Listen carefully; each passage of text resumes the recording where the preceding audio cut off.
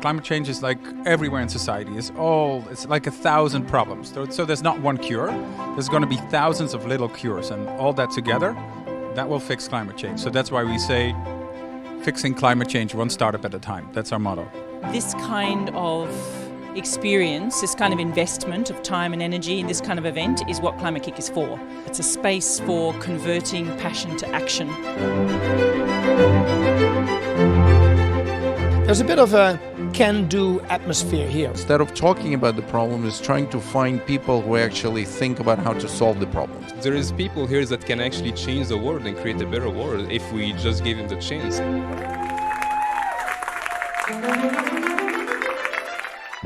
My heart is pumping from the presentation, but I feel great. I think there's real opportunities here for many of these businesses to go to scale and become game changers in their own sectors. It's incredible how widespread the ideas are. We got a lot of mentoring. We were researchers, now we're turning into entrepreneurs, so it has been a really transforming experience for us. We learned so much. We actually did a whole new business concept. This is an amazing environment, amazing energy. Everybody is so excited and thrilled to be here. I have to admit that being part of the Climate Launchpad, I really found a very beautiful community that lifts you up.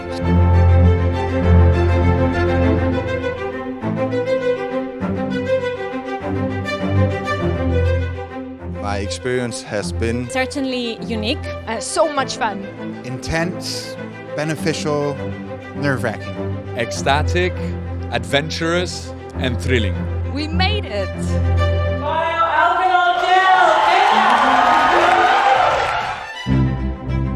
The winning has taught me a lot. It is actually telling me that I can still go far. Go on and pursue that dream, because it's going to be great. It's about failing and about learning and falling down and getting up again and doing it over until they can succeed. It doesn't matter what happens here, they got here, which is huge. Out of all the startups, over 900 startups that have applied to be here, and they made it to the top 100. It doesn't matter if they win and they're in the top 10 or not. Their idea may have legs, so keep pitching it, keep moving forward. You're not doing this for the money, and they know they're not doing this for the money. They're doing it for something bigger than that, so just keep moving forward. The biggest obstacle we have in tackling climate change is ourselves. Are we making a difference in asking ourselves different questions, in challenging ourselves to find the energy to commit to long-term problems and long-term solutions? Yes, I think we are. Are we going fast enough? No. We need more energy, we need more ideas, we need more people, we need more in these kinds of movements so that we do get to critical mass.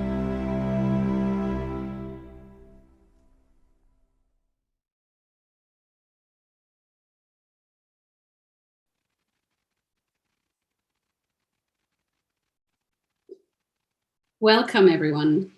I begin today by acknowledging the traditional owners of the different lands we are joining from today. And I am on Wurrung country, and I pay my respect to the eldest, past, present, and emerging. And I would like to especially extend that respect to Aboriginal and Torres Strait Islander people who are with us tonight. Thank you to everyone watching. It is my absolute pleasure to welcome you to our Climate Launchpad National Pitch Final. My name is Sina Lengelson. I'm the Principal of Innovation Programs at Climate Kick Australia, and I am joined, I'm very lucky, I am joined by Tom Ferrier, CEO and founder of Greener. And the two of us will lead you and our competing startups through the next couple hours. Tom, thanks so much for joining us tonight. Hey, Sina, look, I am so excited to be here. I was one of the people a couple of years ago that was sitting back right now, one of those ones that's really nervous because it was my turn to pitch. And tonight, I think we're just going to have an amazing lineup. We've got, just so everyone knows, we will be running till about 8 o'clock tonight. So it's a little longer than usual for Friday night drinks and pitches and drinks. So make sure you grab one yourself right now, sit back and really get stuck in because this is going to be a lot of fun. Now, Sina, for those that don't know much about Climate Launchpad, are you able to share just a little bit more about the program? Yes. Yeah, thanks, Tom. Exactly. Let's just have some fun. We are so excited. Our teams in the background are so excited. Climate Launchpad is the world's largest clean technology and Green Business Ideas Competition. Our sister organization, Climate Kick EIT in Europe, launched the competition 7 years ago, and since then has supported around 3,000 startups who have created over 9,000 jobs and have raised more than 120 million euros in capital. And Tom Greener is one of those startups.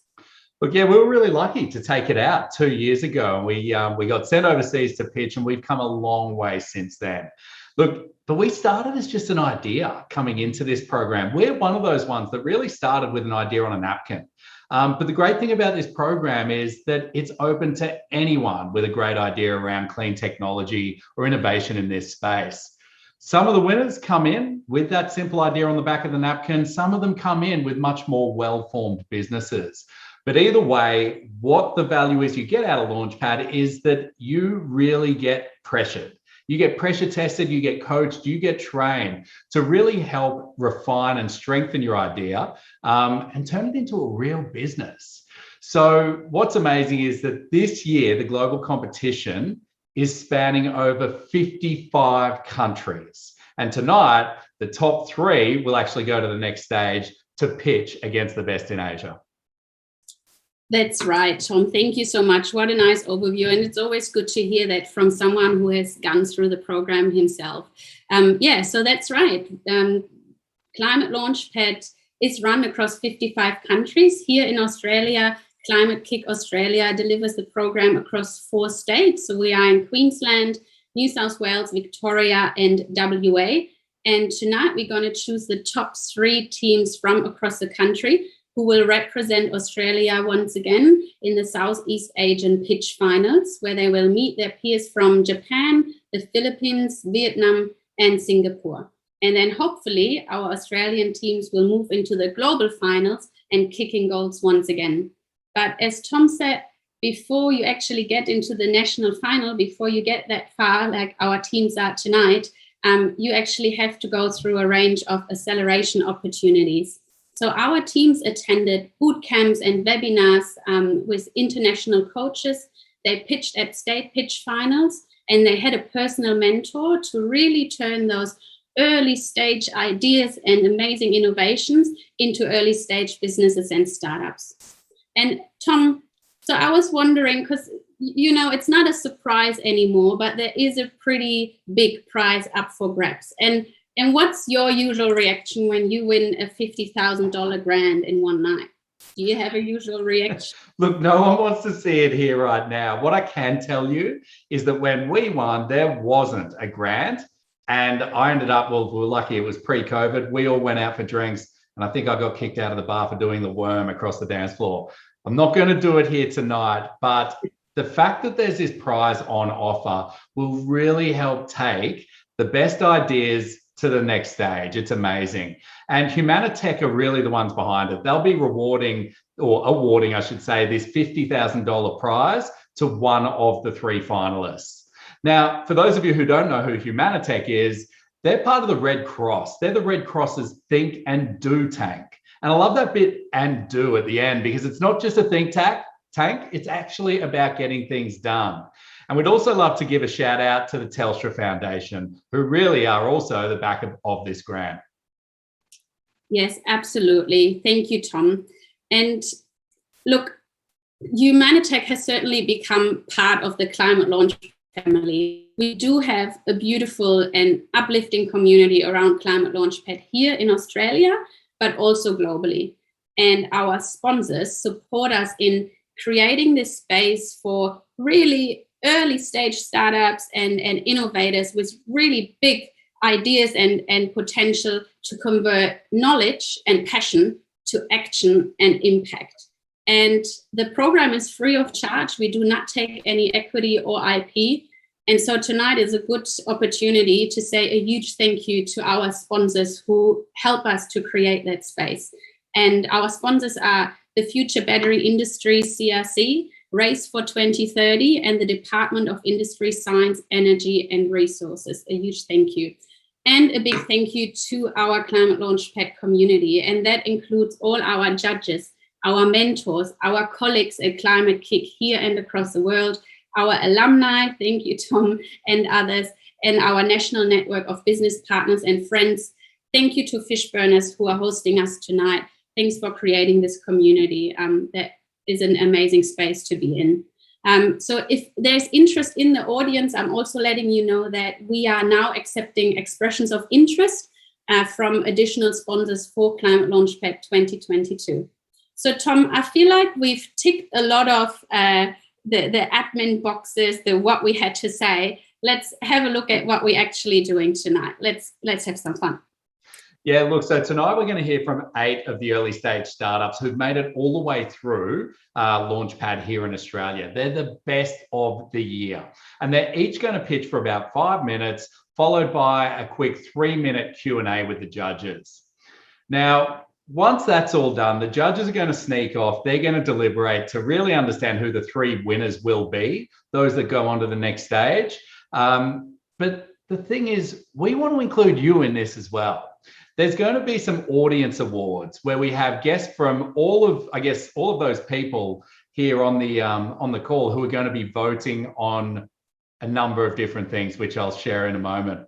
We'll also be talking to one of our other alumni in the community who's going to share her story about how she got her startup off the ground and how it's actually just won more and more awards ever since Climate Kick.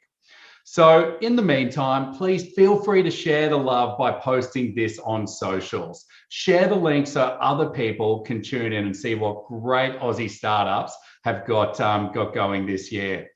And let us know where you're joining from in the chat. Simply just type in the chat below, because we'd love you to be part of it as well. Absolutely. Thanks so much, Tom. And yeah, I agree. Let us know from where you're watching tonight and share the buzz, post in the chat box. We want to be as interactive as possible with you tonight. We would love to be in the same room, but this is already a pretty good alternative.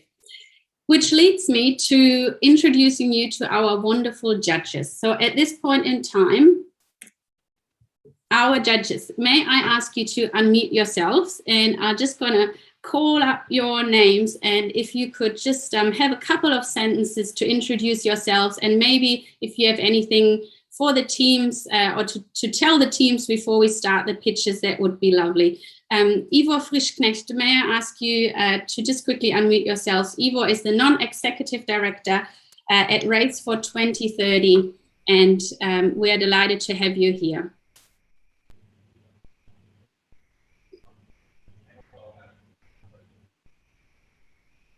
Are you there, Ivo? We can't hear you yet. Sorry, didn't realize I was muted by the system. So thanks for that brilliant pronunciation of my surname. So I'm a director on a couple of energy organizations. One of them is RACE.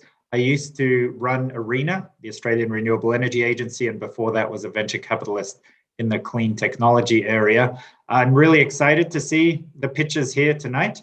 I'm actually affiliated with Polara Capital, which is a later stage venture fund. So I do have direct connections to funding. We love to hear that. And Usman Iftikhar, CEO of Catalyzer, it's a pleasure that you could join us. Would you be so kind to say a couple of words about yourselves and maybe anything you want to share with the teams? Thanks very much, Sina, for having me. And it's a privilege to be a part of the judging panel today. So I wear a few different hats. I'm the CEO of Catalyzer, which is an incubator supporting migrant and refugee founders. And I'm also part of the Oz Industry Accelerating Commercialization Grants. As a commercialization facilitator, I help give coaching and mentoring and advice to companies who are looking to get funding, which is up to $1 million of match funding by the federal government. So really stoked and excited to be here and looking forward to working with you. I will also be offering some mentoring post this event as well. So for one of the teams that I'll be working with as well. So really looking forward to it. And my only I guess guidance would be that go forth and do it. I think all of you deserve to win here because you've all already put in a lot of hard work and really excited to see all the amazing climate solutions that you're presenting. Thank you. Thank you so much, Usman. What wonderful word to leave with the teams. I'm sure they're getting more and more nervous. Sarah Ryan, non-executive director of the Future Battery Industry, CRC. may I ask you to join us? Thanks, Sina. Can you hear me okay? Yes, I can hear you well. Thanks, Sarah. Great.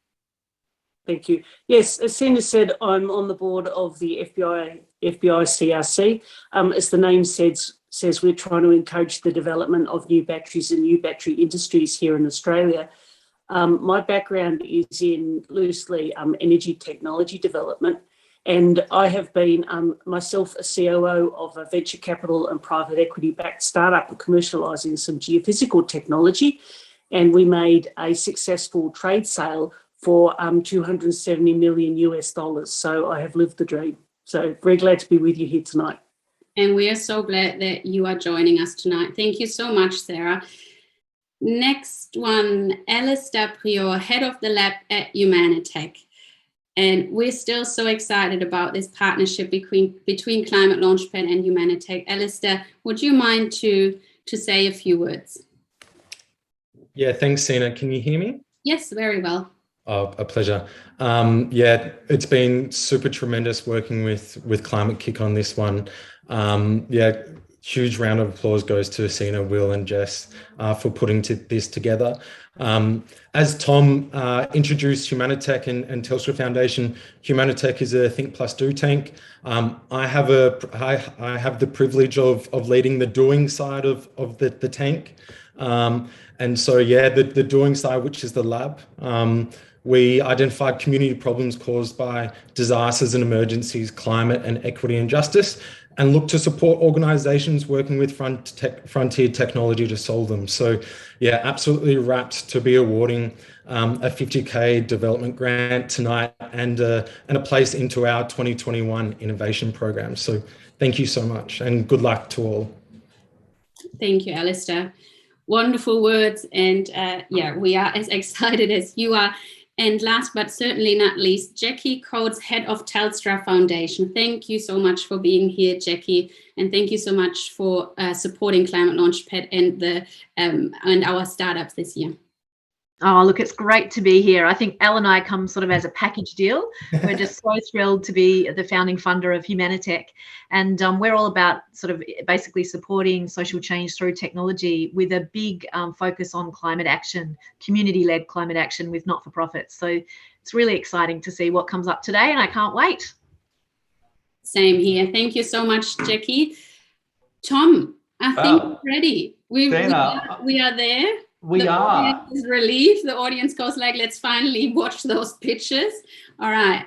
100%. So, over to you. Let's call up that first team. Yeah, look, firstly, the judges, what a caliber. They are amazing. You're so lucky to be pitching in front of these people. But it's now time to get serious. I want to call up the first team, Whirl, to get their pitch up.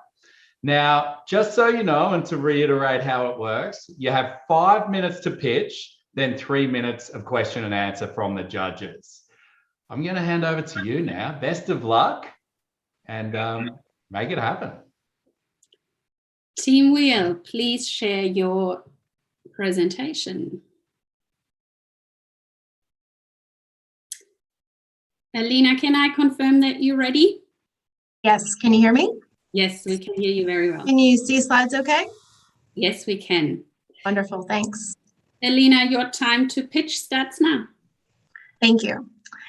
If you've thought about buying an electric car, you've probably asked yourself, which one? A Tesla? Can I actually afford it? Where and when do I plug in? For many people, all these things could fall into the too hard basket. But what if I told you this woman in the photo is your neighbor? Her name's Molly. She owned her electric car for 2 years. She charges at home. She takes her kids to school and on road trips and loves how doing her bit for the environment makes her feel. Molly is happily available as one of our national ambassadors to support you on your electric car buying journey. Whirl's mission is to make electric cars accessible to all. And our business model is simple. It includes 2 key parts. First, we provide customers with trusted, independent guidance on electric cars, including ambassadors like Molly, who are available to speak to their ownership experience for a small fee. Next, we support industry, referring buyers to the right products and services, opening up a finder's fee revenue stream, and enabling customers to take action in a seamless end-to-end model. With growing interest in electrification, we are confident our agile platform can position itself to unlock new revenue streams. What we do isn't novel, but how we do it is what sets us apart. Our peer community ensures no one is left behind. Our beachhead market targets interested electric car shoppers in Australia and offers an opportunity for $75 million in revenue by year 5. But sustainability is more than just about cars. Over time, Whirl has the potential to contribute to a multi-billion-dollar market by enabling householders to build out their own net zero homes with solar panels, battery storage, and home chargers as well. Getting a customer up to speed on electric motoring is cumbersome and time-consuming for the customer and industry.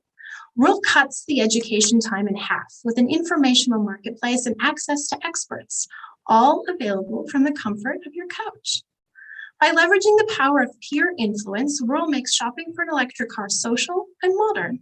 We estimate Whirl will increase sales conversion 10 times over. So how does it work? Well, let's think about how you normally shop. Whether you buy a watch, a coffee maker, or solar for your home, you normally do your research, check out products online and in person, talk to a friend, and then go for your life. Whirl matches this process for electric cars. We know that when buying an electric car, the perceived trade-off between economics and environment is considerable. Whirl's digital platform tailors your shopping experience and takes you through 4 clear steps. We want to make sure you have all the information you need to learn, experience, validate, and then when you're ready, buy. Last month, we launched the first stage of our MVP, and we have bolted out of the gates. Our usership has grown by 170%, and we've started to earn revenue. We've brought more ambassadors on board to help with expanding our electric car access and extended our validation to now include 800 customers. This has solidified our product market fit and helped us to discover a new customer, businesses. We have also established key partnerships and have more coming. We're still testing our pricing and we're playing with a subscription model, but now it's clear our customers are non-technical buyers and women. Running lean, Whirl's marketplace achieves profitability in year 2 and builds to an annual profit of $15 million by year 5 with repeat customers and strategic partners such as electricity retailers and motoring clubs. The value of our offering grows as fossil fuel cars phase out, clean energy offerings grow in, and pro-electric car government policies help to raise awareness. Whirl accelerates the shift to a sustainable lifestyle starting with motoring. As the largest contributor to passenger transport, the sector is ripe for change, and we're committed to flipping the fleet. Swapping one conventional car for an electric car more than halves the emissions. But when you fit out your home with a solar-enabled charger, it's easy to get to net zero. This purpose-led enterprise is run by a team of passionate female founders working together for the last year to flip the fleet to 50% electric by 2030. I'm Alina, the CEO of Whirl, a 15-year sustainability and energy professional, electric car owner, and PhD in the consumer adoption of EVs, as well as employee 109 at Tesla, back when it was a real startup in California. Rami has represented top global brands as a champion performance engineer and also founded a community association for entrepreneurial women. Like me, she's a mother and a beach lover. Alicia's expertise in digital media and customer experience keeps our model customer-centric. She is well-versed in bridging the gap between humans and technology and educating through experience. Together, we are committed to making electric cars accessible to everyone. Will you join us and give it a whirl? Thank you. Hey. Well, that was just great. What a great concept and what an amazing team you've got. Look, I'm going to hand over to the judges. Judges? Thank you. Questions? Judges, I will encourage you to just unmute yourselves, and we give you a few seconds to get yourself sorted with your scorecards, and then we will start the question and answer. Can you just give me a thumb up, Alistair? I can see you, and I can also see Jackie if you're ready. Perfect. Okay. So Team Whirl, your question and answer with the judges starts now. Hello. Hi, Alina. It's Jackie Coates here. Look, I've just got a question. If you could give us a little bit more detail about the validation process you went through with your pricing strategy. You mentioned that you're going to do some more. Yeah, absolutely. So we started by doing a survey, which we made available to electric car owners mainly through social media, so using Facebook groups, as well as our following on Instagram and Twitter. And we asked customers whether they would be interested to take advice and test rides from a peer, and then what pricing structure made sense to them. We similarly asked the electric car owners who were using through our model whether they would seek remuneration for their time. And overwhelmingly, they said no. They wouldn't need it. Great, thank you. So it's Ivor. If I'm an ambassador or one of these mollies that are going to help your customers, why do I want to do this other than I'm super passionate about EVs? Yeah, you're passionate about EVs, but you're also passionate about the environment. So you're really happy about the decision you've made to drive an electric car, but you also want to contribute, and making yourself available to speak to your peers is something that actually has a very small impost on your time. And you're doing it anyway. So that tends to be what motivates them. Over time, though, we recognize that model may not be sustainable. And so the strategic partnerships that we're making with industry, we think will offer rewards to our membership through the ambassador network. And how do I know that your referrals are unbiased? Like, are you only going to send me to Tesla because as a customer because Tesla gives you better payment? No, our intention is to recruit strategic industry partners that have a buy-in, like kind of like a membership base. And so all of the same level of industry partnership will receive the same level of attention. Okay, we might have time for one more question if there is. Yeah, amazing pitch, Alina. Thank you. And congratulations for getting this far. As you were one of the odd 100 to be at Tesla, have you explored partnering with manufacturers or? Yeah, absolutely. We see automotive OEMs as one of our key strategic partners in delivering Whirl's model. So Tesla and some of the others that have growing market share in Australia are absolutely on the list. Cool. Okay, judges, thank you for that. That's been great. You have one more minute to finalize your scorecard, and please then click through to the next team's scorecard, judges. Sina, I'll hand to you for the next one. Yes, thanks, Tom. Yeah, judges, we give you another few seconds to send off your scorecard and move on to the next team. Team Facade, Ankit and Pavel, may I ask you to get ready? It's your time to screen share. Wonderful. And we can see you very well. Yep, everything coming across okay? Yes, Ankit, you sound great. And I can see your holding slide, which looks great. And I can see our judges still being very busy. So I'm just gonna wait another few seconds.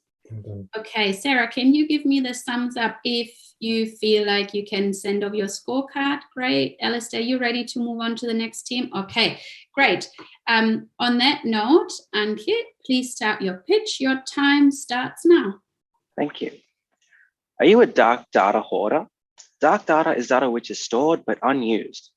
Are your files spread across a range of systems like your Google Drive, Dropbox, and Slack? Businesses face this problem, but on a much larger scale. This negatively impacts their cloud storage costs, cybersecurity, and carbon emissions. This turns their data, what should be a valuable asset, into an expense and a liability. Every gigabyte we store on the cloud has a measurable impact on the climate. I'm Ankit from Facade, and we think that the best way for businesses to regain control of their data is through a platform. We have built this platform that connects and unifies the various cloud services used by businesses. Our deal is to provide access to a cloud data optimization and monitoring platform in exchange for a 50% fee on generated cost savings. We centralize the monitoring of dark data across cloud systems, optimize your costs, and share the savings as our payment. We are targeting companies in data-intensive industries that are big enough to need and have a CTO or a technical team to manage their systems, but do not have dedicated data, information, or cyber specialists. They also fall under data legislation and mandates to reduce their own or their customers' carbon footprint. Our beachhead market is the 20,000 medium to large businesses in data-intensive industries. These are companies actively looking for a solution to their redundant data problem. We are targeting a 20% market share across this market in Australia by 2024. Australia has the second largest cloud and data market in the Asia Pacific region, which is why it makes sense as a starting point. We then want to use this as a springboard to move on to other broader market areas. Dark data has a globally addressable market of $1.5 billion. As the graph shows, the average cost of data storage for 100 terabytes of data across major cloud providers is around $30,000 per year. Our proprietary algorithm enables our customers to better understand their data and any redundancies. We then cut data storage and costs in half. This also leads to reduced cyber risk and provides peace of mind that the data is safe and that the right file is quickly accessible when needed. Less storage ultimately means less energy and less emissions. Facada is a cloud data optimization platform for data-intensive businesses. Get started by simply signing into your existing services and get an overview of your data across your systems. Our biggest competitive advantages are being the first mover. Our proprietary algorithm, which is already being trialed and tested with customers to get insights, and our scalability as a clean tech solution. Since the state final of Climate Launchpad, we have reached out to decision makers in 50 businesses, narrowing them down to 10 potential clients and 4 potential distributors. Our key hypotheses were that the businesses have and store a lot of cloud data, and they spend a lot of money for that. We learned that having a lot of data poses a great cost and security risk, and that our target market wants to do something about it. This was validated by us securing our first pilot with a major university and securing a zero equity New South Wales state government startup grant. Our next steps are to generate case studies to further quantify the savings and benefits with our early adopters. In our beachhead market, we will make a profit of $9.3 million per year at our target 20% market share. What's interesting is that the largest cost of our business is in the initial customer acquisition. Our key value drivers are the sale price, the lifetime customer value, and the market share that we can acquire. Data storage is energy intensive. Every terabyte of data stored produces 40 kilograms of carbon emissions. This chart shows a representative customer from our beachhead market. The customer produces 2 tons of CO2 per year from their data. We want to reduce the emissions of data by 50% through minimizing the dark data. At our target beachhead market share, we expect to reduce emissions by 4,000 tons of carbon emissions every year. Pavel and I have worked together for over 6 years across a range of projects in a range of industries. We have seen this problem of dark data everywhere, which is why our vision is to create a sustainable digital society together. Data is the fastest growing commodity today. The hidden externalities should not grow in the same manner. We need to remember that the cleanest gigabyte of data stored is the one that isn't. Thank you.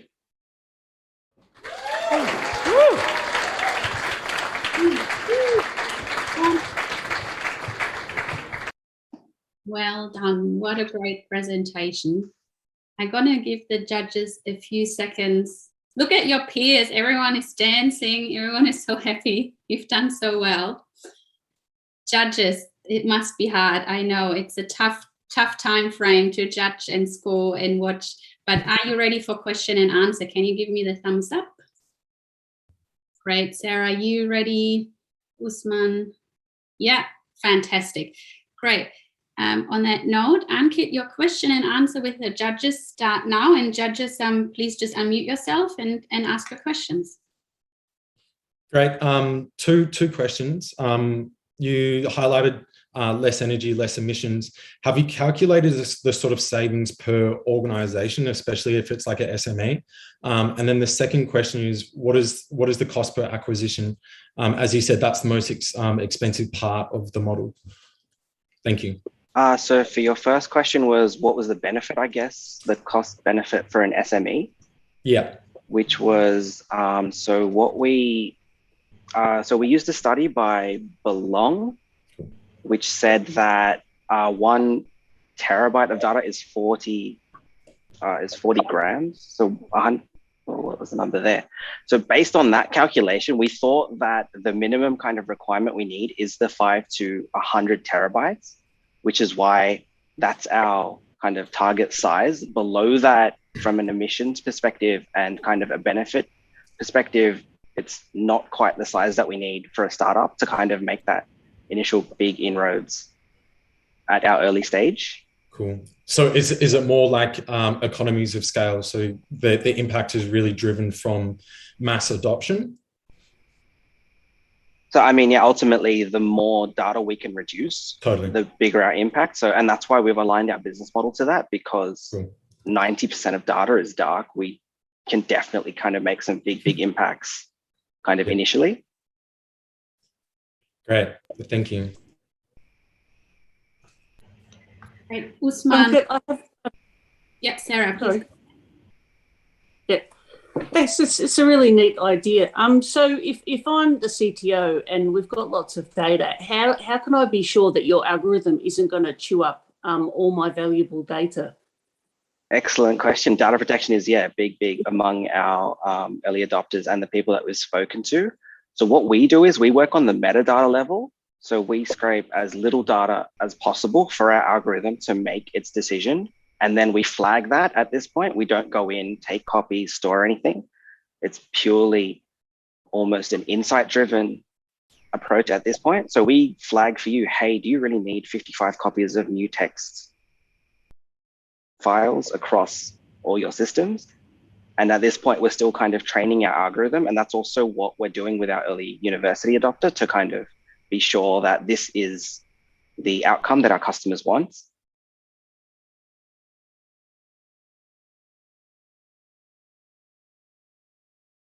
Thank you, Sarah. Usman, we have 15 seconds left. Was there any very quick question? How are you going to reach all those customers? You already said that was the most expensive bit. Yes. So as part of our customer discovery, we've actually found carbon offset project developers are quite responsive to our idea.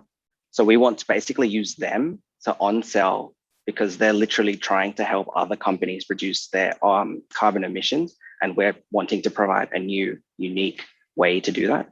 Okay, great. I'll have to stop you here and keep...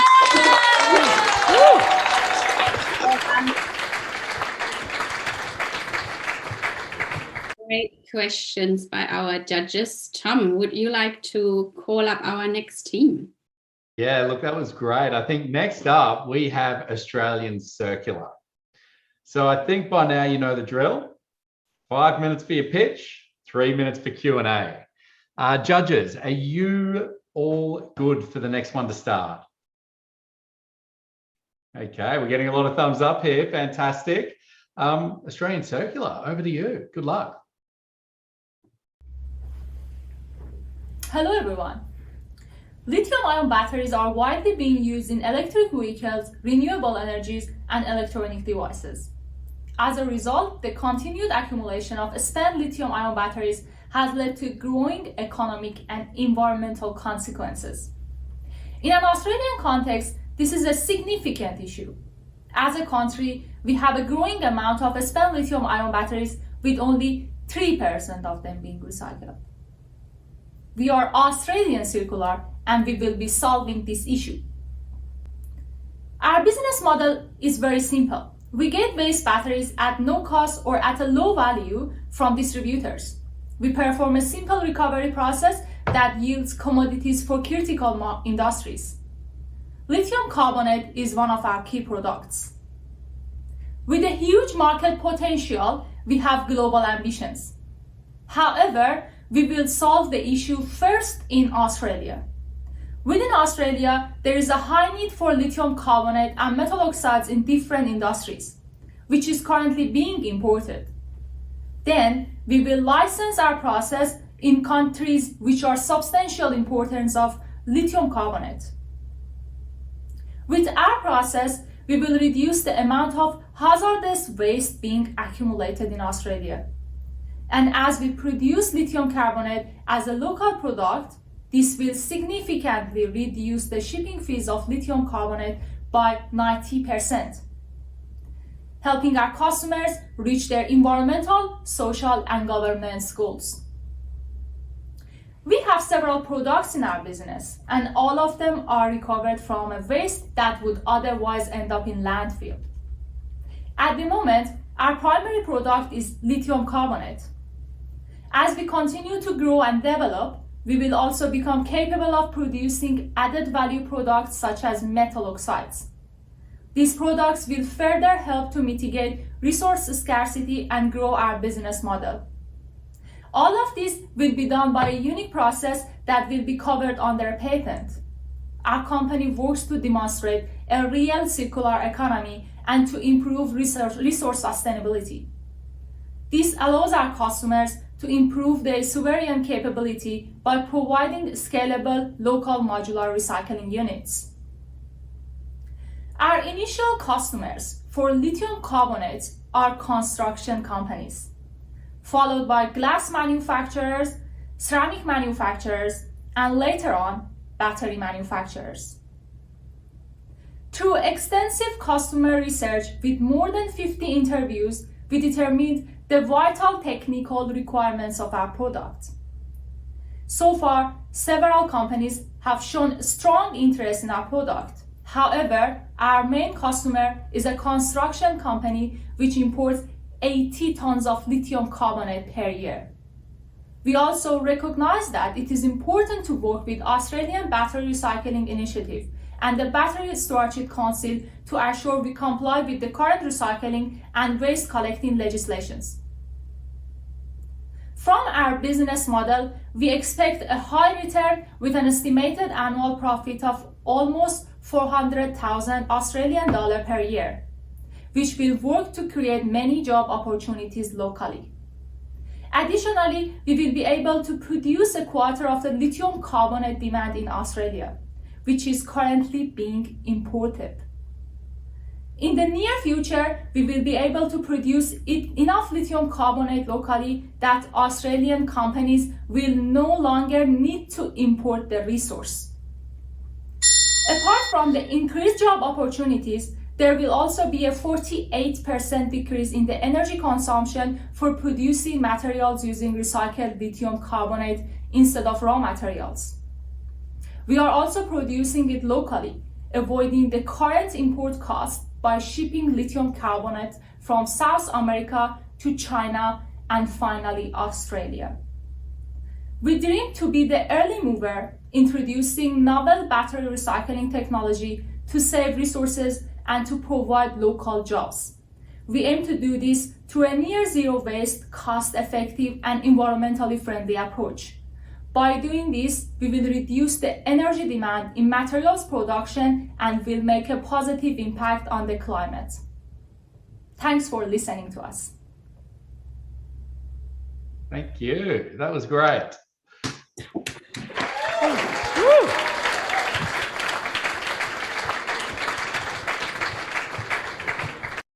Okay, so judges, show of hands, who wants to go first? I'm happy to dive in. It's Jackie here. So you mentioned about the lithium carbonate. Can you just give us a little bit of an insight into the local competitive landscape on that? You mentioned it was an international landscape that you've been looking at for the competition.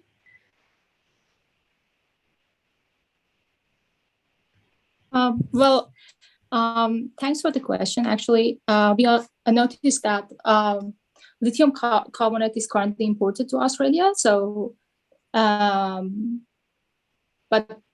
so we think that we don't have any local competitor in here in Australia for lithium carbonate. But in an international scale, I think China, European Union, and US and Japan are the largest importers of lithium carbonate as well.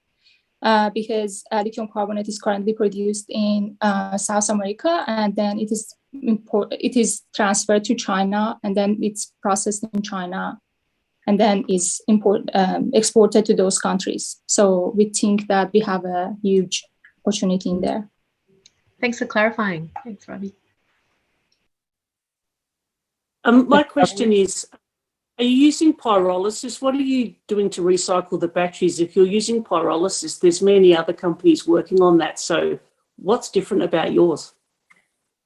Well, actually, we are using pyrolysis under a reduced oxygen atmosphere. So in that case, we won't lose lithium and other light elements in the pyrolysis reactor like manganese and iron. So we are able to recover lithium as a light metal in pyrolysis reactor, and then we are able to process the other elements in a separate operation that we are currently working on that. That's the main benefit of our process, that everything is going to be recovered, although in other processes, light elements are lost as a slag.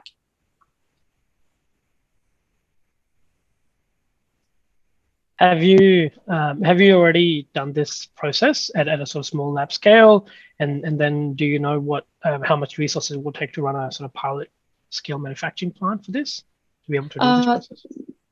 Yes, we have done this in a lab scale, but I couldn't understand your second question. Can you please repeat it?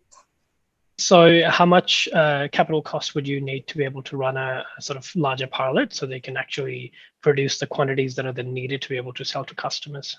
To be able to start the plant as a pilot plant, we need 200,000 as a capex capital cost for 5 years. If I may just do a quick follow up on that, have you already got part of that funding, or are you looking for that at the moment? We are looking for that. Thank you. No worries. Well, best of luck then, because 50K could come your way, which would be a quarter of that, which would be great. Judges, if you wouldn't mind just finalising your scorecards, that'd be great. And Santa, I guess I might hand to you to introduce the next team.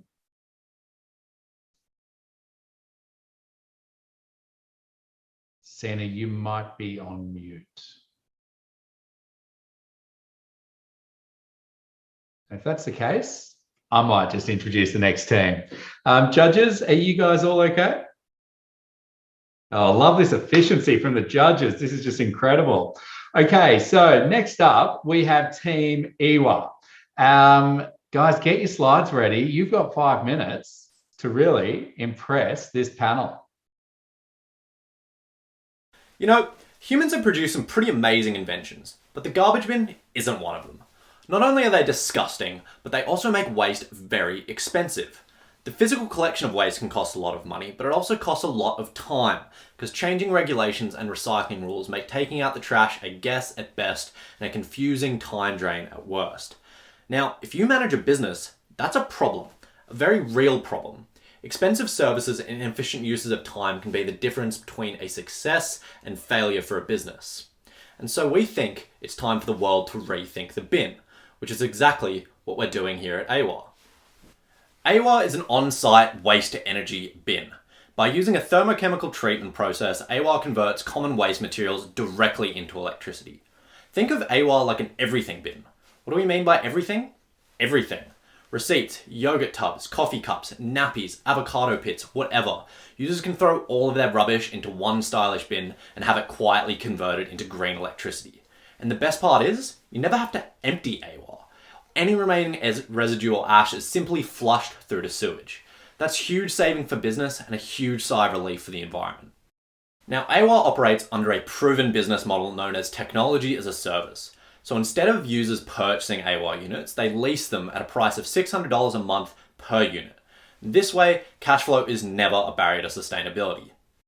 Our beachhead market is Sydney hospitality groups. We chose this clear customer segment because 1, they produce a lot of waste, they have a lot of capital, and we have connections in the industry.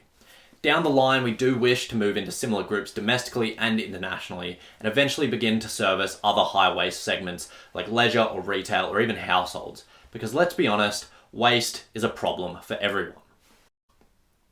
Now we address a real pain for our users, the bottom line, because we make waste expenseless.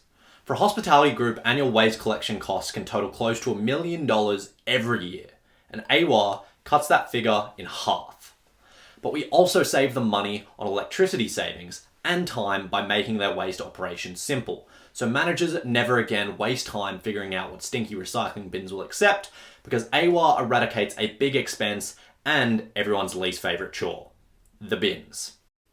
The first of its kind, AWA is a workhorse, not a show pony. Feed AWA your rubbish and as quickly as 90 minutes have it converted into green electricity. How? Well, when waste is placed in AWA, it begins a thermal treatment process to break the waste down into a hydrogen-rich gas. By using a breakthrough filter technology, that gas is then cleaned before finally reaching a fuel cell, at which point the gas is reformed into electricity. AWA self-cleans and any remaining ash is flushed through sewage. Rinse and repeat. And with the help of our partner lab, we've actually built a proof of concept prototype to demonstrate the feasibility of this technology. It's safe, simple, and sanitary, which is exactly as a bin should be. Forgotten. And that's exactly what our customers want. We've interviewed over 21 managers, employees, and owners of Sydney's largest hospitality groups, and their key desire is not to have to smell, touch, move, or even think about their waste. And I mean, can you blame them? And this really feeds our profitable and recurring revenue model, which projects an annual revenue of $301,000 within the first year with just 4 hospitality clients. And the key value driver behind this is obviously units leased. Now, by converting waste into electricity, a business can reduce its carbon footprint by up to 80%. But you know what? It's actually bigger than that, because waste is bigger than just CO2. Waste and pollution are contributing to water contamination, carcinogenic leakage, and ecological disruption, which all have a disproportionate impact on marginalised and vulnerable communities across Australia. Now, with hospitality being one of the highest waste industries, AWA can help put an end to all of this. And being an Australian-made product, AWA also supports these communities by creating jobs within the advanced manufacturing industry. Combined, our team has over 15 years of direct experience working with waste-to-energy technologies. We've worked across 3 different startups between all of us. So we have very bold dreams. We want AWA to be in 1 billion buildings by 2050. We're done seeing plastic float past us in the ocean. We want a world in which landfill is gone, trucks gone, and the concept of waste altogether gone. We believe AWA can do that and fundamentally change the world. Thanks for your time. Thanks, guys. We're excited to hear your questions.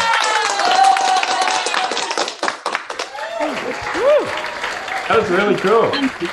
I was that person who had to do the bins, and I didn't enjoy it as a kid. So love the solution. Judges, who'd like to go first?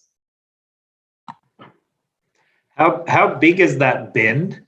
And also, if you could talk a little bit more about the climate impacts, because there's a whole lot of non-renewable waste, like plastics, for example, that presumably you're going to turn into carbon dioxide, among other things, instead of burying in a landfill. Yeah, of course. So the size is about 440 litres.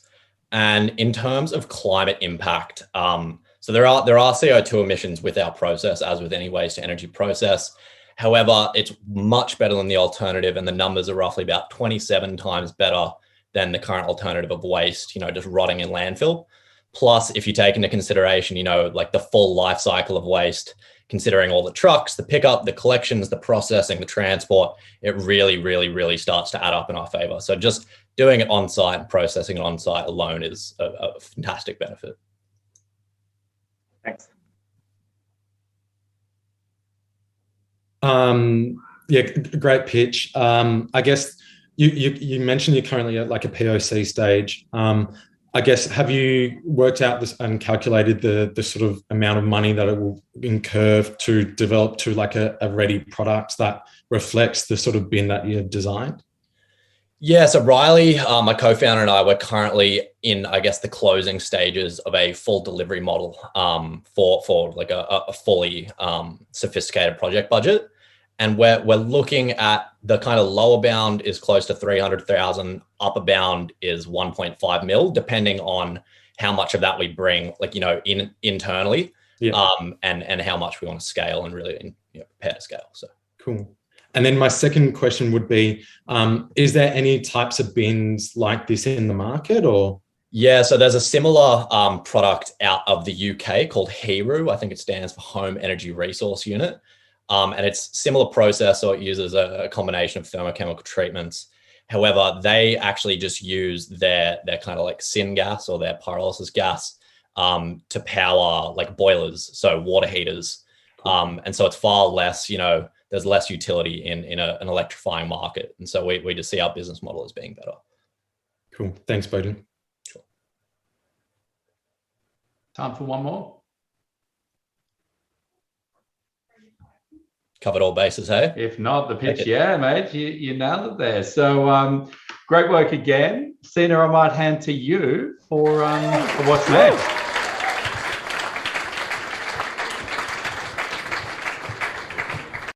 Bodhi, that were some solid answers. I'm very proud of you guys, of all of you. So we've watched 4 startups pitch, and we're going to have a 5-minute break to allow the judges to catch their breath and fill in their scorecards and just making sure they get a moment. And so in the meantime, it's actually my pleasure to invite one of our major sponsors, the CEO, John Judson of Race for 2030. John, would you mind joining us and sharing a few words with us? Thanks, Sina. Congratulations to all the teams. We're very pleased to have Climate Kick as a partner of Race for 2030, and we're delighted to be a sponsor of the Launchpad to nurture startups in such a critical field for the Australian economy and for our futures.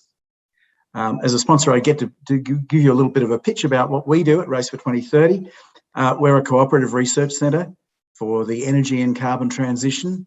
RACE stands for Reliable, Affordable, Clean Energy, but the name also reflects the urgency of our mission. We're interested in the decarbonisation and reducing costs and improving reliability of energy services, and our focus is on end users, businesses, precincts, homes, communities, and the distribution of energy services. We've got over 70 partners contributing to the CRC, including government, energy suppliers, energy users, researchers, and technology companies. We're just starting the second year of a 10-year funded program with about $350 million of resources to deploy. So we'll be focusing in the next couple of years on 4 core challenges: optimising the application of rooftop solar while supporting grid security, integrating EVs through smart charging and two-way charging, integrating with the grid, millions of homes to scale retrofits for lower emissions and increased comfort, and paths to net zero for business. Over the next year, we want Race to have an increased role in nurturing and supporting Australian startups in our space, and we hope to see some of you ultimately becoming Race partners. So thank you again for having us involved in this important venture, and good luck to all of you.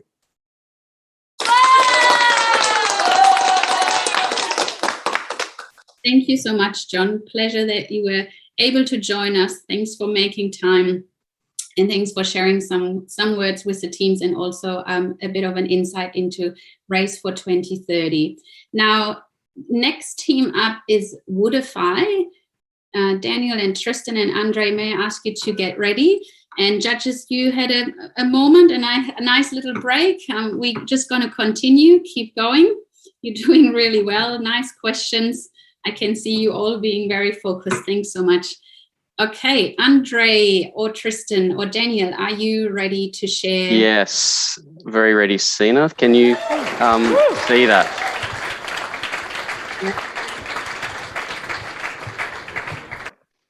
You get that extra round of applause. Thank you. All right, your time to pitch starts now. Architects and building designers today still rely on 100-year-old methods of design, assembly, and construction. They still make decisions using intuition and rules of thumb, which in turn waste time and money both in the studio and on site. New, more sustainable materials and design and construction methods can reduce project development cycles, simplify and speed up construction, and basically deliver better spaces for people. But often this is simply too difficult or time-consuming for building professionals to integrate into their already complicated processes. Simply put, the building industry wants to be faster and cheaper, but lacks the knowledge and expertise to take advantage of modern technology such as automation, advanced manufacturing, off-site fabrication, and data-driven design. Our software platform enables building design professionals to take out high carbon materials such as steel and concrete and replace them with modern engineered timber. It is as easy as clicking a button, selecting from a series of options, and making informed decisions in a fraction of the time compared to traditional methods. And by the way, it reduces emissions by up to 66%. My name is Tristan, we are Woodify, and we are here to decarbonise the Australian construction industry. What we do is we provide building designers with a green building recommendation engine that provides them real-time cost, circularity, and impact feedback. It costs $50 as a software as a service monthly, And there's a consultancy for the more complicated and bespoke projects that cost $250 an hour. Our beachhead market are the 4,700 architecture firms in Australia who work in the commercial and multi-res sectors. And this grows to 9,430 architecture firms when we add the institutional and civic sectors. But the real market here are the residential builders of Australia, which number 51,250, and that's worth $36 million annually to Woodify. Without Woodify, our customers tell us that they spend up to $3,000 in a month per project designing, specifying, and verifying greener materials. With Woodify, this takes a fraction of the time and costs as little as $350 per project. This is a saving of up to $2,650. This allows building designers to meet growing community demand for greener and cheaper buildings. Our product allows designers to upload the building to the platform, where they can then select from material options where fabrication, construction, and assembly is simulated. All the while, they are provided with real-time feedback on the impact of their decisions as they work in their platform. Our advantages are speed to market, complying with new regulations, and locking in long-term agreements with suppliers and fabricators. We spoke to real building professionals with real problems. A key assumption was that designers were our key customers. We discovered that this was the case, but also developers and builders are very interested in a platform like this, which grows our beachhead market considerably. We assumed that there would be competency requirements around zero carbon buildings. We discovered that this is the case, but there are also legislative requirements incoming. And we also assumed that there would be a desire to use a software as a service platform such as Woodify. We discovered that this is the case, but any platform has to integrate tightly with the workflows that building professionals are already using day to day. Our product sees a 40% market share, which brings us a profit of $900,000 per year for the software as a service. And translating that into just a 3% share for the consultancy brings us $1.2 million per year. The construction industry itself contributes 30% of global carbon emissions. Without Woodify, this means that the materials that go into buildings contribute 120 million tonnes of CO2 per year. By simply substituting out concrete and steel with engineered timber, this can be reduced by up to 66%. And this means that construction emits less than 40 million tonnes of CO2 per year. This is equivalent to 17 million cars off the road, the annual energy usage of 9 million homes, and 15,000 wind turbines that you simply don't have to build. Woodify is Daniel Giuffre, Tristan Morgan, and Andre Smolik. We are architects and a new breed of design professionals working in the design and construction industry who leverage code and automation to deliver better buildings. This gives us an unparalleled advantage of industry insight that we are intimately familiar with through our combined years of experience on some of the largest local and international projects. We want to Woodify the world. We want to achieve a $10 million valuation by 2025. And we want to see a zero carbon Australian construction industry by 2030. Thank you.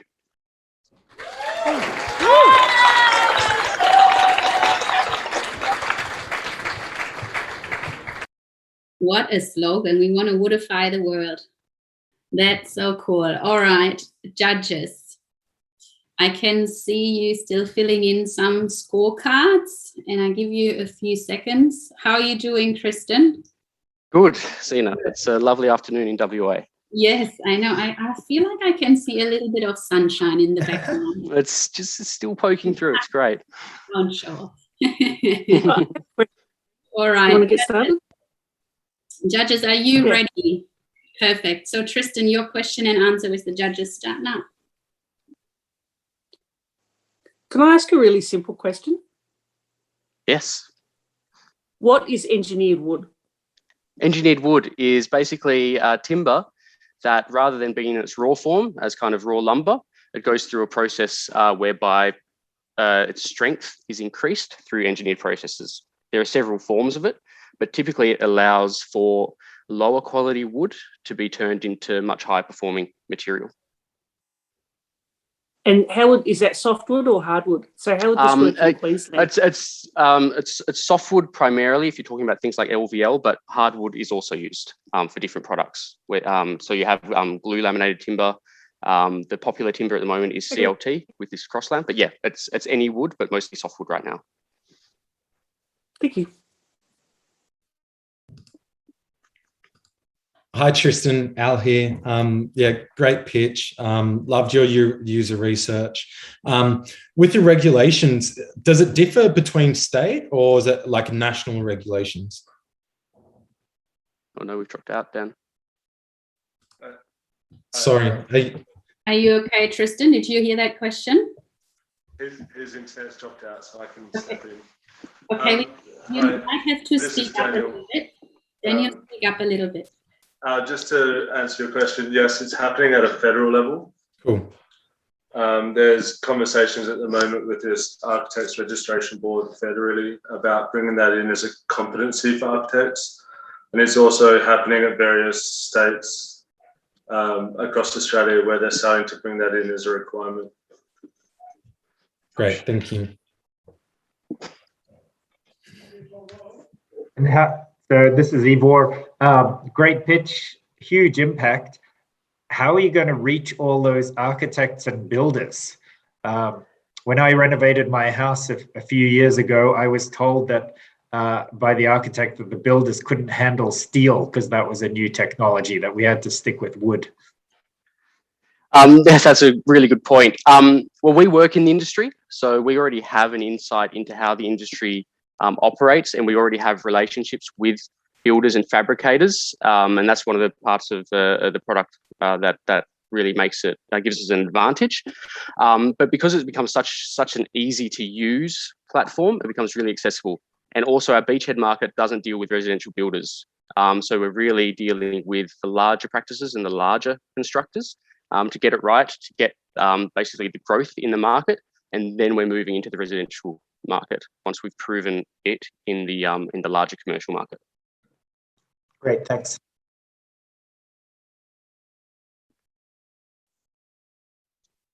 Okay, so I think we're at time there. Thank you for that, Woodify. One more round of applause.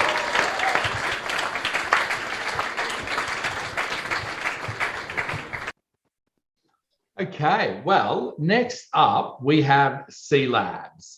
Now, guys, what? C Labs, get your pitch ready, get your slides ready, and we just want to get a confirmation from the judges before we unleash you that they're ready to go.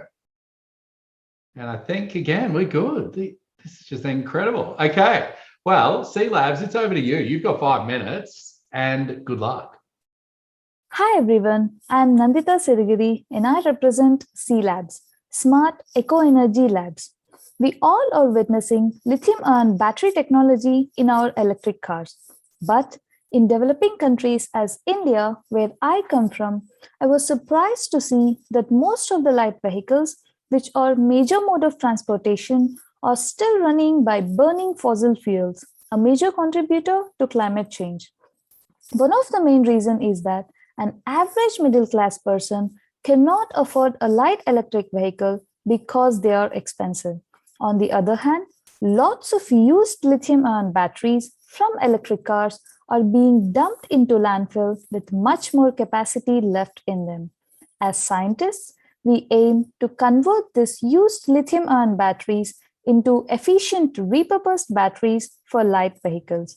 This is our primary vision at C Labs in making light electric vehicles affordable. At C Labs, we collect the used electric car batteries from our suppliers, work towards producing efficient, profitable repurposed batteries, and provide these to light vehicle manufacturers, helping them in transition from fuel-based to light electric vehicles. The light vehicle manufacturers will definitely get a considerable profit by our affordable and eco-energy repurposed batteries, thus making profit for our suppliers as well as light vehicle manufacturing customers. Our primary beachhead market is India. The Indian light vehicle market is the third largest market in the world with the sales of over 2 million units in 2020. Since the 20th century, India has been heavily dependent on fossil fuels. However, India has been giving more attention towards clean energy transition and has set a goal of having clean energy account for 60% by 2030. At C Labs, we save the used electric car batteries from our suppliers, from being dumped into landfill towards repurposed batteries. Our suppliers can earn a profit of $50 per battery unit that is repurposed. On the other hand, with our C batteries, the light vehicle manufacturing customers can save up to $700 per vehicle than regular fuel-based engines. This helps in about 45% reduction in cost per vehicle. Our product C batteries are smart, sustainable, and environmental friendly. The raw materials are recovered batteries at end of their first life. With our efficient battery expertise, along with advanced artificial intelligence technology, we work on disassembly of used battery systems, system screening, repair, and assembling them into new configuration, thus providing repurposed, ready-to-use battery technology to our light vehicle manufacturing customers. We mainly interviewed the light vehicle manufacturers based in India. We wanted to know how manufacturers refer to clean energy transition in order to meet the renewable energy target and which budget is available for making this change. After preliminary discussion with experts working in the battery field, we have learned that used battery transport regulations and cost is something that we need to consider. We are planning to target 20% of our beachhead market, which is nearly 20 light vehicle manufacturing companies. We expect the profit of about 2.2 million Australian dollars per year. Our main key drivers are market, as in customers, market share, and cost of the product. Electric vehicles are responsible for considerably lowering the carbon dioxide emissions over their lifetime than internal combustion engine vehicles.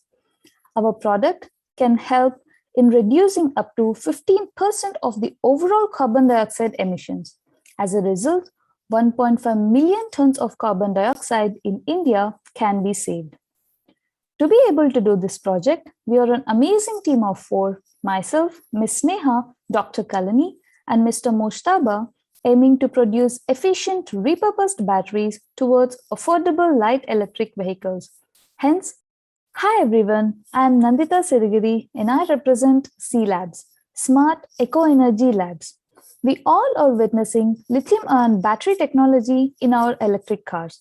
But I think we might have, I think the video was on loop there because we still had another 15 seconds. It's always amazing to come in under time. So congratulations. I'm going to hand over to the judges. Who'd like to ask? First question.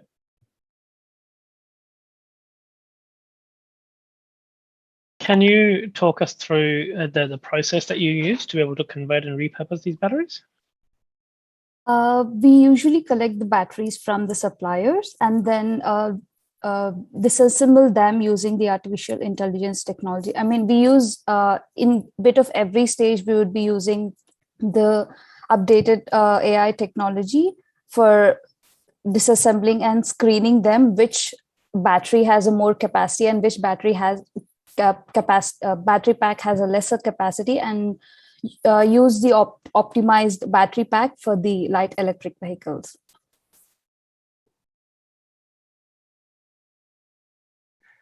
And thanks very much for that pitch. How do you see what you're proposing to do as being different from some of the other companies in the space? I'm thinking Electroenergy, but I'm sure there are others too. Well, there are not a lot of competition regarding repurposing the batteries. Most of the companies that we have, according to our research, are based on recycling the batteries. So in that area, I think we are more ahead. Okay, thank you.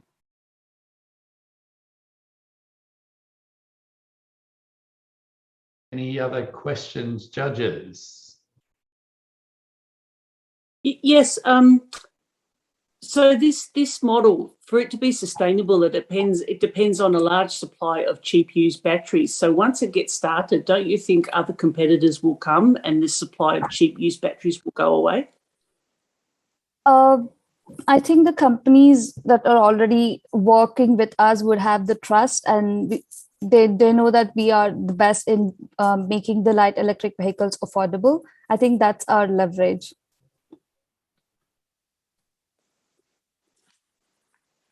So if I just have one follow-up question, just to clarify that, but why is it the battery? Why is it the car? What do people do when their EV batteries get old? So most of the companies, when the EV batteries, because of the regulations, they just go into the landfill. And most of the companies, due to the government regulation, they can't keep up the used battery, so they have to give them away to the landfill or the recycling. Okay, thank you. Yep. Thank you. Okay, I think we're at time. So thank you for that, C Labs. Thank you, Tom.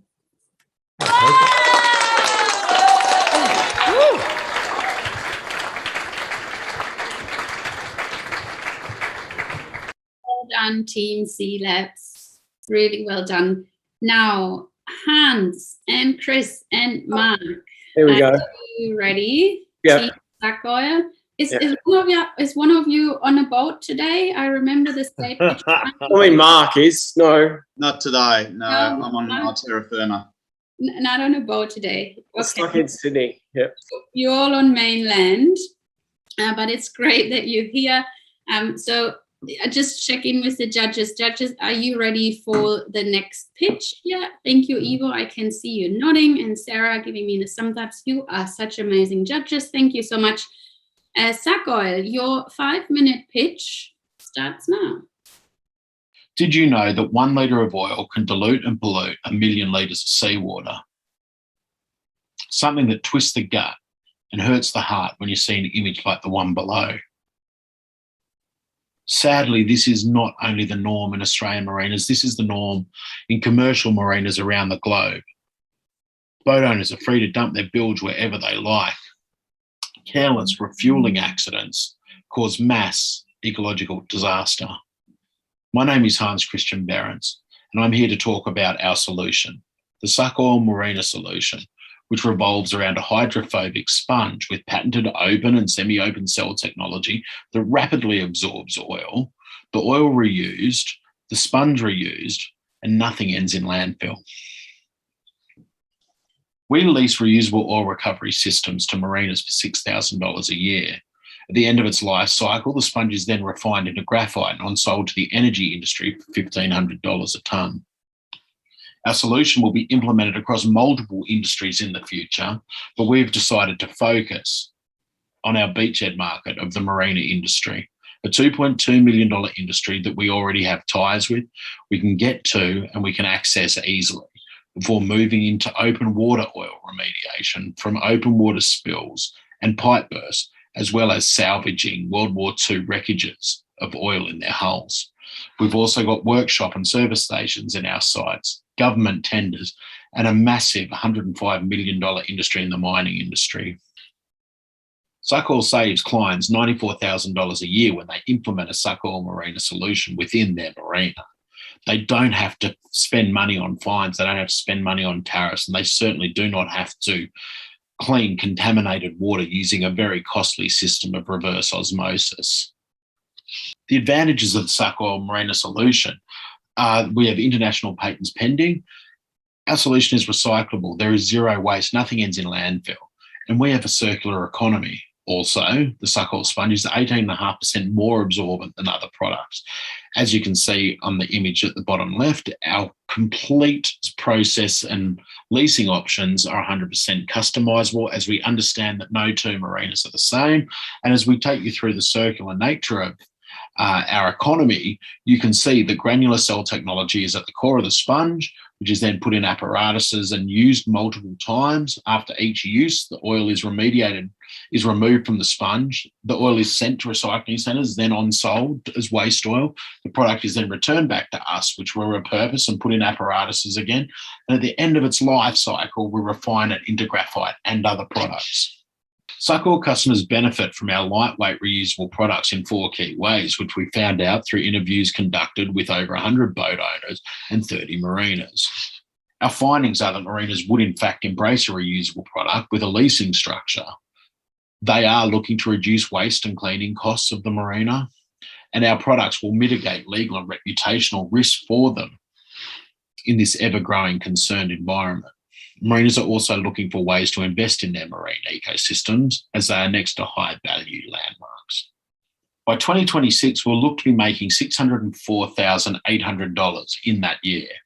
One of the interesting things that have come out of this exercise is that material costs will reduce after each use, making these numbers exceptionally conservative. Limited customer base also affects us, as it's not a market that's rapidly expanding, and the unpredictable nature of oil spills is also something to keep in mind. Our environmental impact is what drives us. It's our purpose, our reason for being. 2,160 litres of spilt oil contaminates 2.2 billion litres of water, something that would take 22 million kilowatt hours to rectify using reverse osmosis. This would generate 10 million tonnes of CO2 and equivalents. We negate all this, saving, reducing 10 million tonnes of CO2 and equivalents from ever entering the atmosphere. Also, an additional 1 million tonne reduction in CO2 and equivalents from recycling the captured oil. That's 11 million tonnes using the Suck Oil Marina solution. We're Suck Oil, and it's our dream to clean the world's oceans and waterways more efficiently than ever before. We look to generate $25 million in profit yearly, and we want to eliminate 1 billion tonnes of CO2 and equivalent emissions. Ultimately, it is our dream to leave the planet healthier than we inherited it.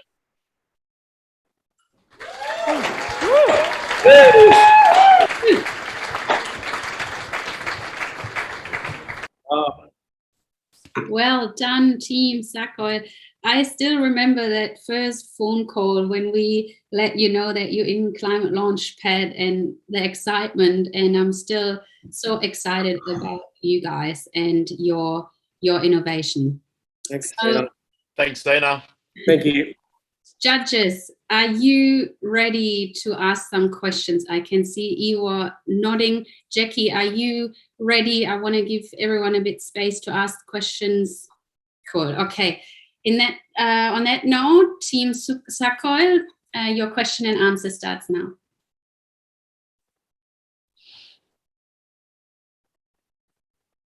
Yeah, I guess, tremendous pitch, first of all. Yeah, I see like lots of trademark sort of symbols, and you're referred to as like patent pending. How far down the line are you to getting that approved? Is that just like a provisional registration? And is that like a patent just for Australia? Mark. Excellent question, mate. I'll throw you over to our general manager, Mark. Yeah, so we have now in a provisional patent, that's correct, and it is international. We've actually gone through the 1-year process of the Australian patent already, and then that's where we decided just on before entering the Climate Launchpad competition here that we would go to an international patent. Great, thank you. Great pitch, team. Just wanted to ask about the team as well. So if you can just let us know who's in the team and what your sort of expertise are to build a solution. Absolutely, mate. So we have quite a diverse skill set across the team. We have researchers. There's innovators as well. There's Mark, who's a sea captain of 40 years. Chris is a creative director. I'm a marketing background. We have a head of sustainability. So Mark has assembled a team which we all not only are very driven by what we're doing, we actually enjoy having a beer together as well. Jackie or Sarah or Eva, was there anything else you wanted to ask? Actually, just on the 216 customers that you quoted, is that Australian customers or is that? Yes. Yeah. Okay. That's 60% of our beachhead market. There's 360 marinas in Australia. As mentioned, they're not rapidly expanding. So 216 is 60% of that market, which is ambitious, but something we're going for. Great. Thanks. Thanks, guys.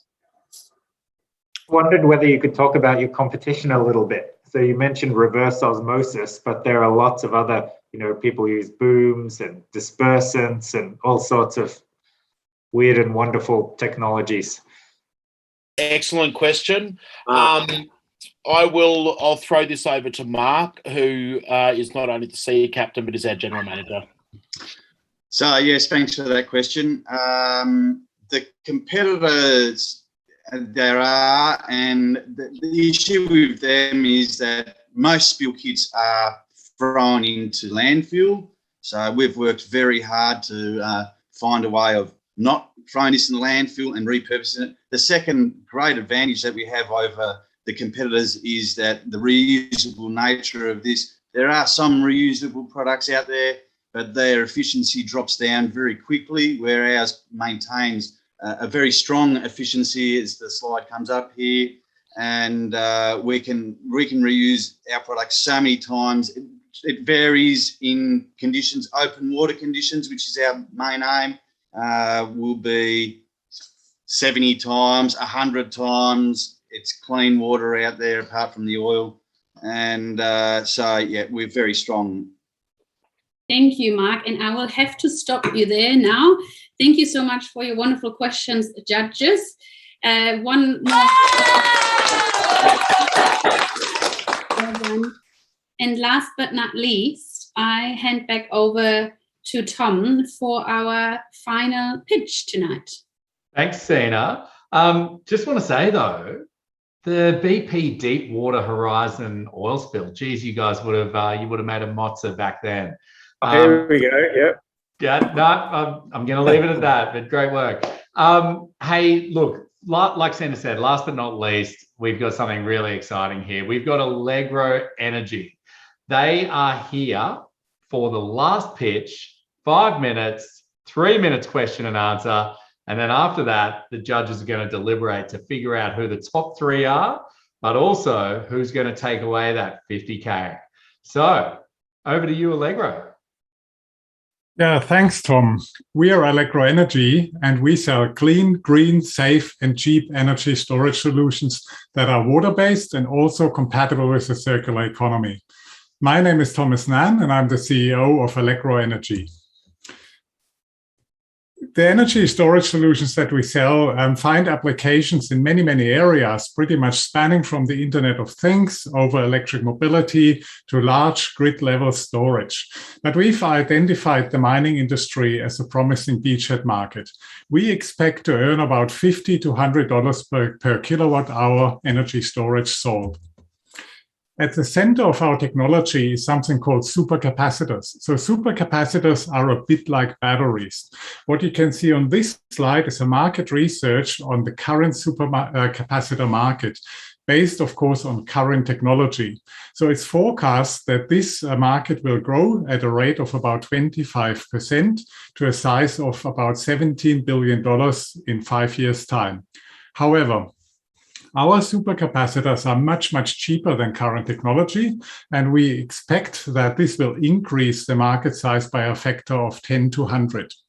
Initially, we target a $100 million segment in our beachhead market, and we expect that in 5 years' time, we cover pretty much half of that market.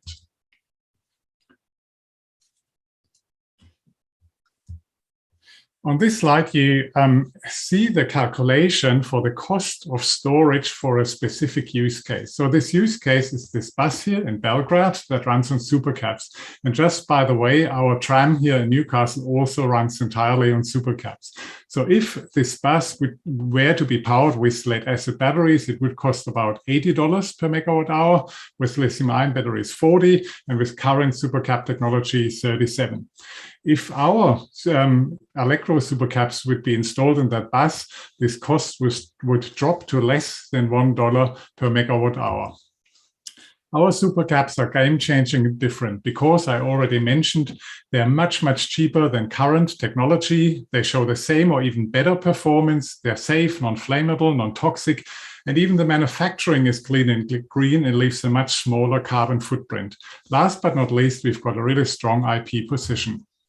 We spoke to more than 40 potential customers. Among those were the big mining companies such as BHP and Rio Tinto, but also mining suppliers and other companies that are connected to this industry.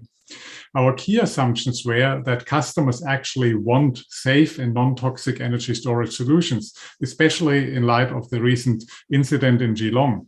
We also assumed that corporate social responsibility and a circular economy are very strong incentives, and that cost is the main driver to buy our products. What we learned is that end users want off-the-shelf solutions, that there are actually multiple drivers for most of them: clean, green, safe, cheap, and we can deliver on all of those.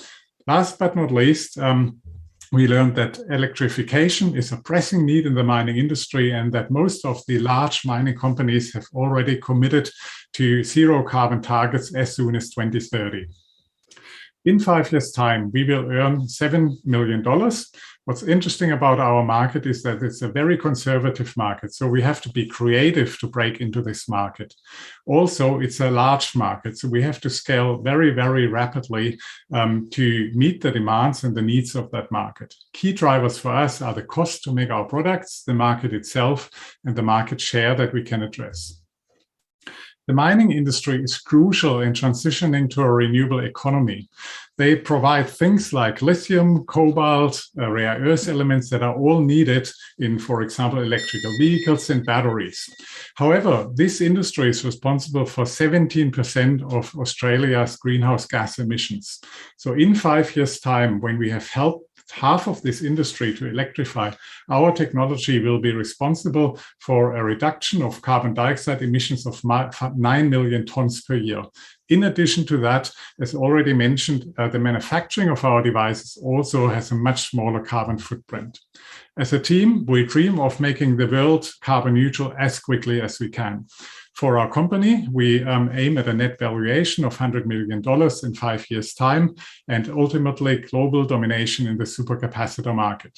I'm the CEO of Allegro Energy. My co-founders, Fraser and Rohan, look after the tech and the science, and Paul Howdle has joined us to help us with strategy and commercialization.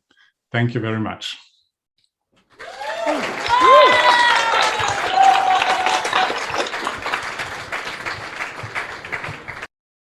Thomas, some pretty impressive commercials there when it comes to that business case for your product. Thank you. But I'm not here to ask the questions. That's up to the judges. So who'd like to go first?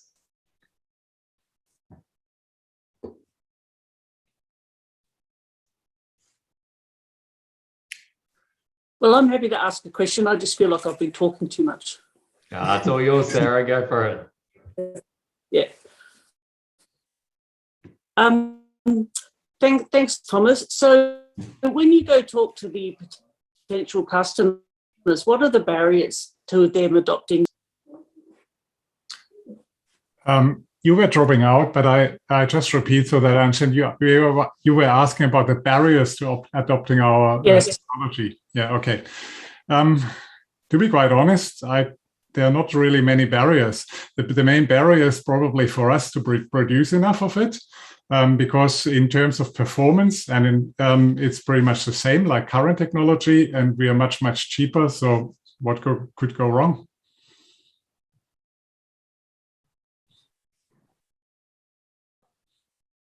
Hi, Thomas. I like your... Sorry, Sarah. Hi, Thomas. Thank you very much for your pitch. Interesting that you comment, like you refer to that you can gain 50% market share by 2027, but yet in your previous slide you said there is rather sort of large barriers to entry and you have to be rather creative to enter into the market. What do you mean by being creative to enter into the market? What we have learned when we talk with the mining industry is that they are not very adventurous. They want proven products. They want things that have been on the market for 10 years or longer because they are very, very risk adverse.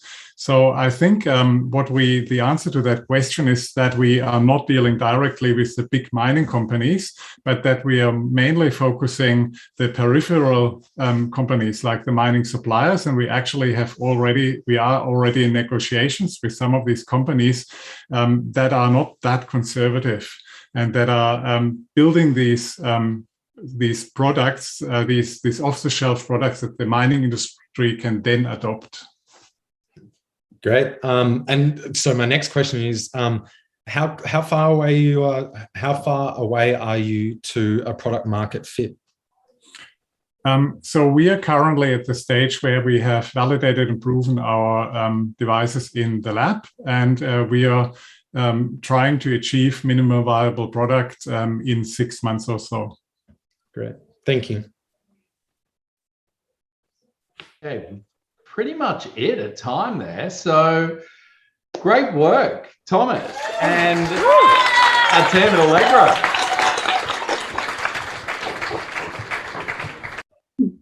Fantastic work, everyone. Teams, you've been absolutely amazing. Great job, Thomas, once again.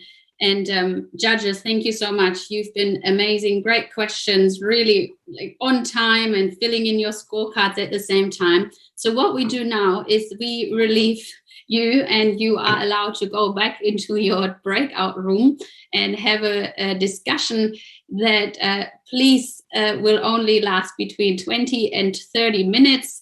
We once had a regional final where the judges decided to deliberate for 1.5 hours. We will not let you go that far. So you have 20 to 30 minutes now to deliberate. Jess will send you off into the breakout room, and we will actually going to engage with the audience a little bit more. We have some audience awards coming up. So you lovely people out there, hang in there. It's your turn soon. But before we get there, I would like to invite the CEO of the FBI CRC, Stedman Ellis, to come and take the mic and talk a little bit about the sponsorship and also give us a bit of an insight into the FBI CRC's work. Thank you, Sina. It's after listening to those pitches, I've been Googling what it takes to do the worm dance, but I don't think I'm up to that. But it's impressive, and it does. It's only 2 years ago that our Cooperative Research Centre was in a pitch bid to the Commonwealth Government, which ultimately we secured $25 million to establish our centre. I'm glad that some of the competition I've watched tonight wasn't making a pitch as well. It was very impressive. Our Cooperative Research Centre brings together about 70 industry, government and research partners who all have a presence at different parts of the battery industry value chain. We provide a platform to them to really share ideas and capture the opportunities really for Australia to play a role or play its part in building sustainable energy systems and unlocking economic value for local industries.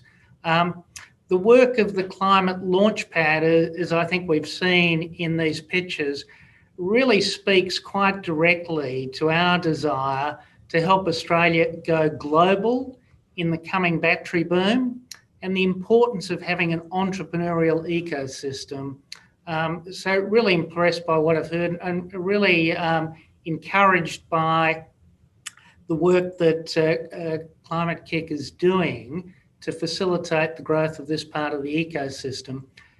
In terms of what we're doing with the money that the Commonwealth and our industry and research partners have invested in us, we're looking across the value chain and we've developed a portfolio of projects which really look at common challenges and opportunities which range from mining of battery minerals to processing to manufacture to the deployment of batteries safely and environmentally sensitively in our grids, in our homes and in off-grid situations, and also looking at the reuse and recycling of batteries as part of the circular economy. If we do this well, it's clear we'll add significant economic value to Australia. The most recent report we released was by a consulting firm, Accenture, which estimated that if Australia was to pursue a more diversified battery industry, go beyond our strengths in mining, by 2030 we'd have an industry valued at $7.4 billion a year, employing 34,000 people. The work we're doing is also important for another reason that some of the presenters touched on. For all of us who've looked at the most recent report released by the International Panel on Climate Change, it's clear that a technology-led approach to a sustainable energy system is just critical, both in making the in helping make the energy transition work and in creating jobs and economic opportunity. So in summary, we're very proud to be a supporter of the Climate Launchpad. I was impressed by the individuals and the organisations we saw present to us. They're all outstanding to have reached a final of this in this way. I'd acknowledge the work, the ideas they've developed, the demonstration they've made of understanding market, innovation and technology and what they're applying. It's very impressive. I'd also like to acknowledge the work of a number of our employees and directors, including Sarah Ryan, who is sitting in the judging panel tonight. You indicated Sarah's CV. She has the credentials to be, I think, a very good judge, but I don't envy her challenge tonight. But I'd also acknowledge all our other staff, other directors who've played a role as mentor and judges in this process. So my congratulations to Climate Kick, my particular congratulations for the teams and the work they did to present these pictures. It was very impressive. My congratulations. Thank you so much. Thank you so much, Stedman.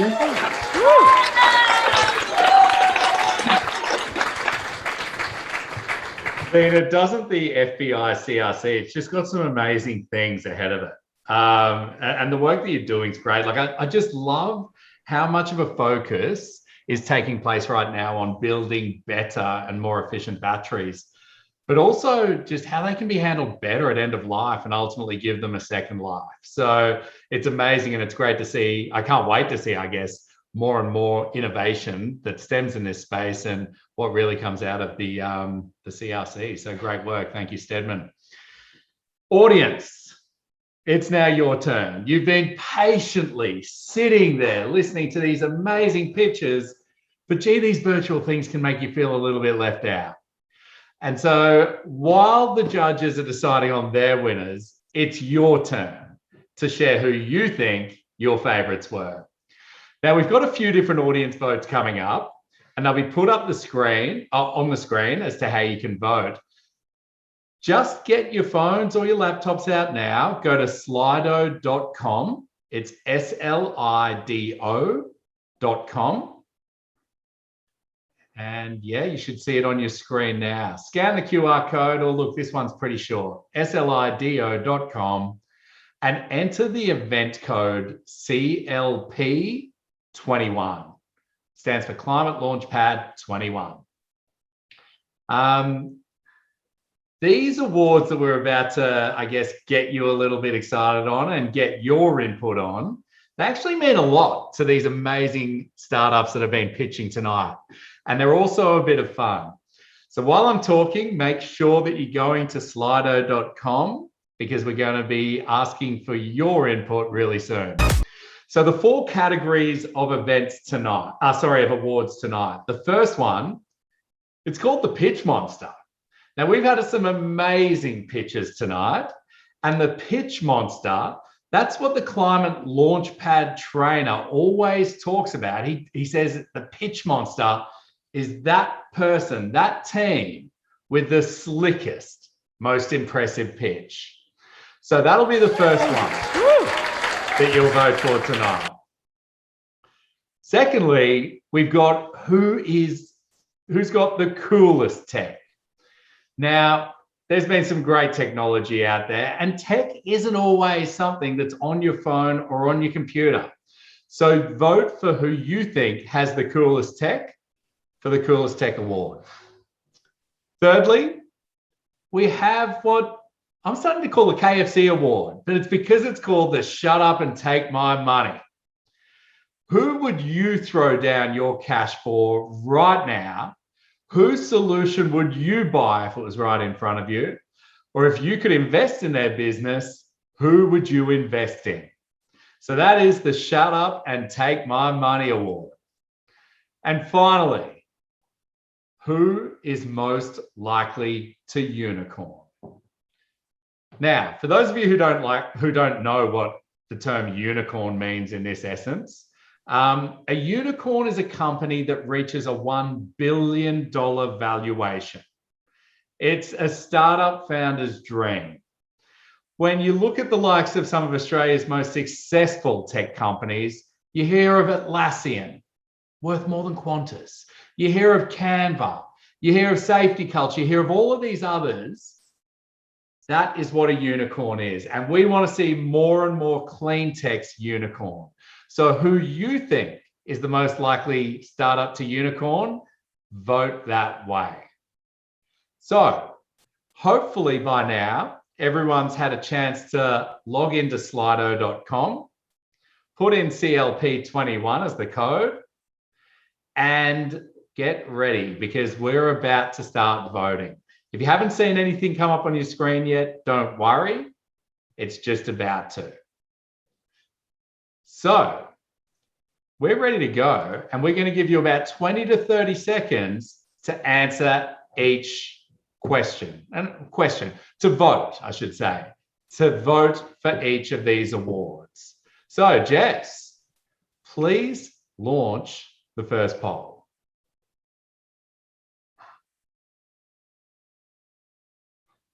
So the first one, who is Hans's pitch monster?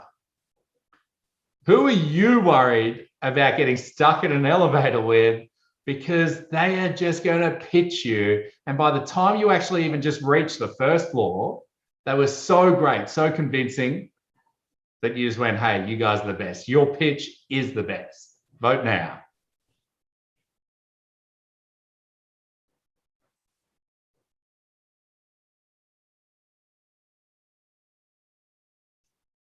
Jess, how are we going? Are the votes coming in?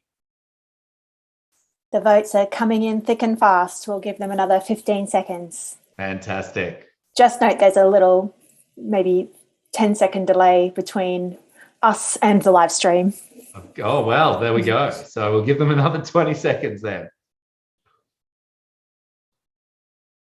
I've got my thoughts on who the pitch monster was. There's actually a few of them that are on my list. I've been taking notes. But I'm not going to share that. I don't want to influence anyone's vote.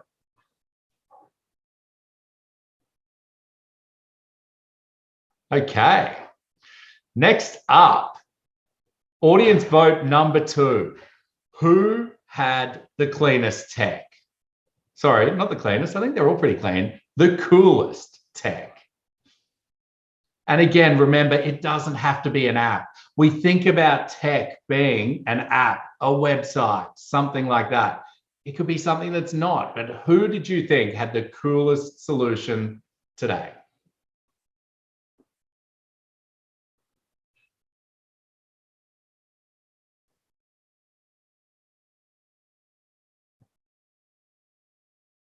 Jess, can you see who the votes are coming into?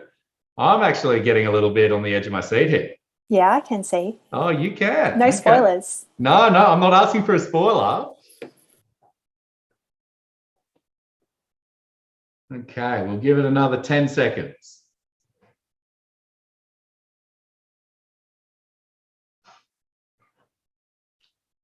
Okay. Award number 3 from the audience. The Shut Up and Take My Money award. So again, this is the one that you would think, the startup that you would think, if you could buy their product right now, if you could invest, if you had money to invest and you could invest in that business right now, which one would it be?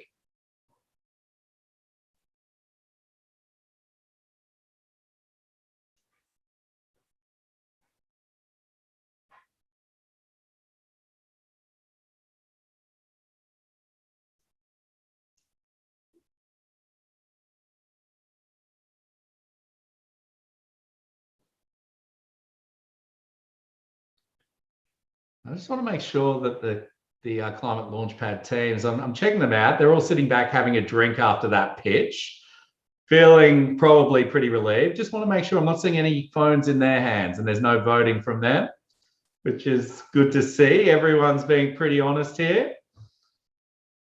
Okay, next up, the last award. Who do you think is the startup that is most likely to unicorn? And again, what's a unicorn? It's the business that you think is most likely to be valued over $1 billion. The business that really puts Australia on the global map when it comes to helping solve climate change. And the revenue model to really ramp that up and hit that valuation.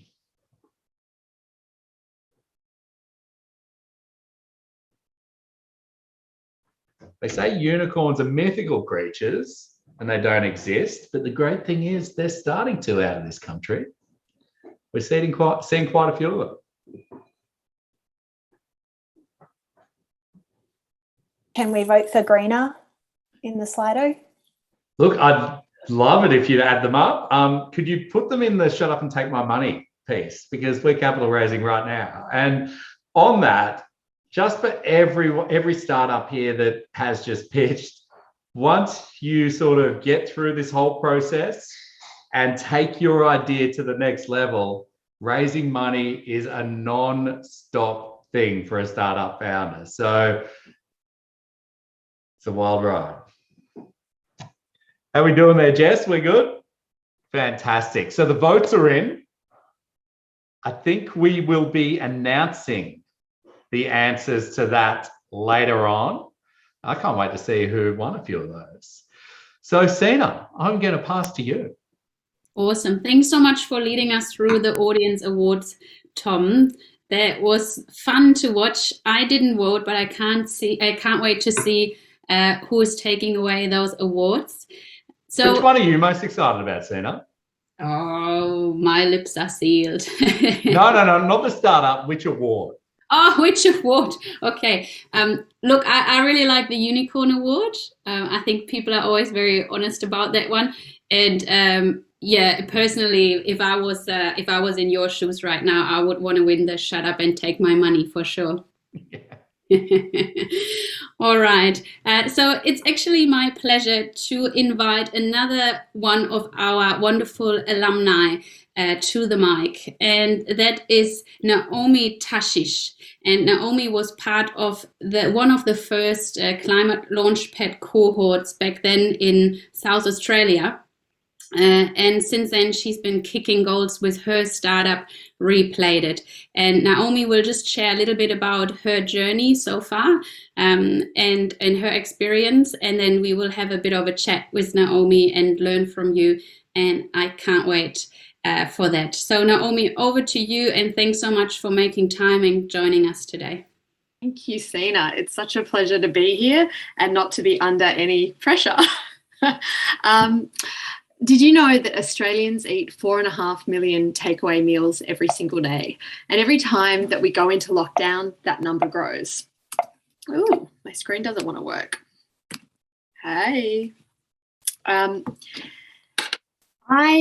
have been a waste warrior my whole life. I started out picking up rubbish on the beaches of Sydney when I was a kid.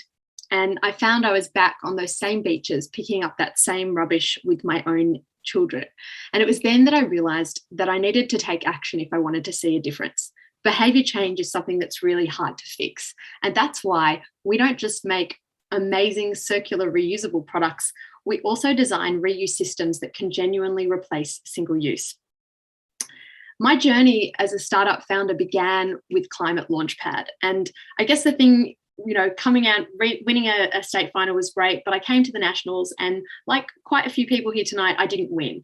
And I guess what I wanted to say is that everybody's launchpad might be the same, but your rocket ship is really different. And what you're building here today has the potential, if you believe in yourself and you keep backing yourself, it has the potential to go somewhere. So for me, there's been a lot of downs, but there's also been some ups, and we've had a really fantastic year this year. Went back one. We've had some incredible recognition. We became a B Corp earlier this year, and we were recognised as top 5% B Corp for a company of our size for the environment. As a business that's circular by design, so we've designed circularity into every part of our business. That's something I'm incredibly proud of. And we also, off that, won a Circle Award earlier this year and an award for sustainability from the University of New South Wales. All of which I'm really proud of. So, you know, there are a lot of upsides, and we've been working really hard to build a business that is, you know, that does what it says. There's a lot of greenwashing out there, and this, you know, this certification is really, you know, is really such an honour, and we were completely surprised by the B Corp one particularly. I also wanted to make a little announcement. These are our containers. We're actually relaunching a new formulation for our product in the next couple of months. And these are our beautiful new colours, Danish blue and blueberry smoothie. And they're made here in Australia, actually on Sydney's northern beaches, from fully recycled plastic, and they last at least 2 years under pretty heavy-duty conditions. We also, I talked about the systems really quickly. The first one, I actually had takeaway with my family tonight on delivered replated containers, which is really something that we've been able to do through this lockdown, which is super exciting. So we're sponsored by a grant from Waverley Council, and we've got really great feedback across, across people across the area. And we're also rolling out across 2 other council areas in the next couple of months, which is really, really exciting. But I guess that's the bigger picture. But for us, the core of our business and where we began is our BYO. So it's like a reusable coffee cup for containers. So even if you buy out of a swap program, you can still use it as BYO. We also work with a lot of corporates, and I've got a couple of them up on. From LinkedIn, some of the, I guess not testimonials, but people talking about what they're doing. And it's really exciting how we're rolling it out. We've got a network of over 150 food partners, and we're expecting that to explode in the next couple of months as we do this, as the new containers start to roll out. And I guess for us, I didn't want to do too big a pitch. I think you've all heard enough pitches, but if you find that interesting and you do want to get involved, or you want to buy some new containers, you can follow us on Instagram at Replated, and on replated.co you can sign up for announcements. And that's me. So thank you for having me. Hey, Naomi, sorry. That's fantastic. I love that visual at the start of your pitch, just you standing there with all of that around you, isn't it? It's just crazy. Not me, though. It's not you? That's an ABC journalist from War on Waste. I shamelessly take my pictures from the internet. It's not my rocket ship either. Well, I'm pretty sure it wasn't your rocket ship, but she did have long, wavy hair. So, hey, look, we're going to have a bit of a chat just so the audience knows, just to talk about your journey. And I think what you've done is incredible since ClimateLaunchpad. And like you said, you didn't come first, but look at where you've gotten to and some of the great brands that you're working with. And I want to talk a bit about the B Corp piece in a moment, because that is just such an amazing achievement that you've really seen this year. But before we do, I'm keen to understand, we're talking ClimateLaunchpad.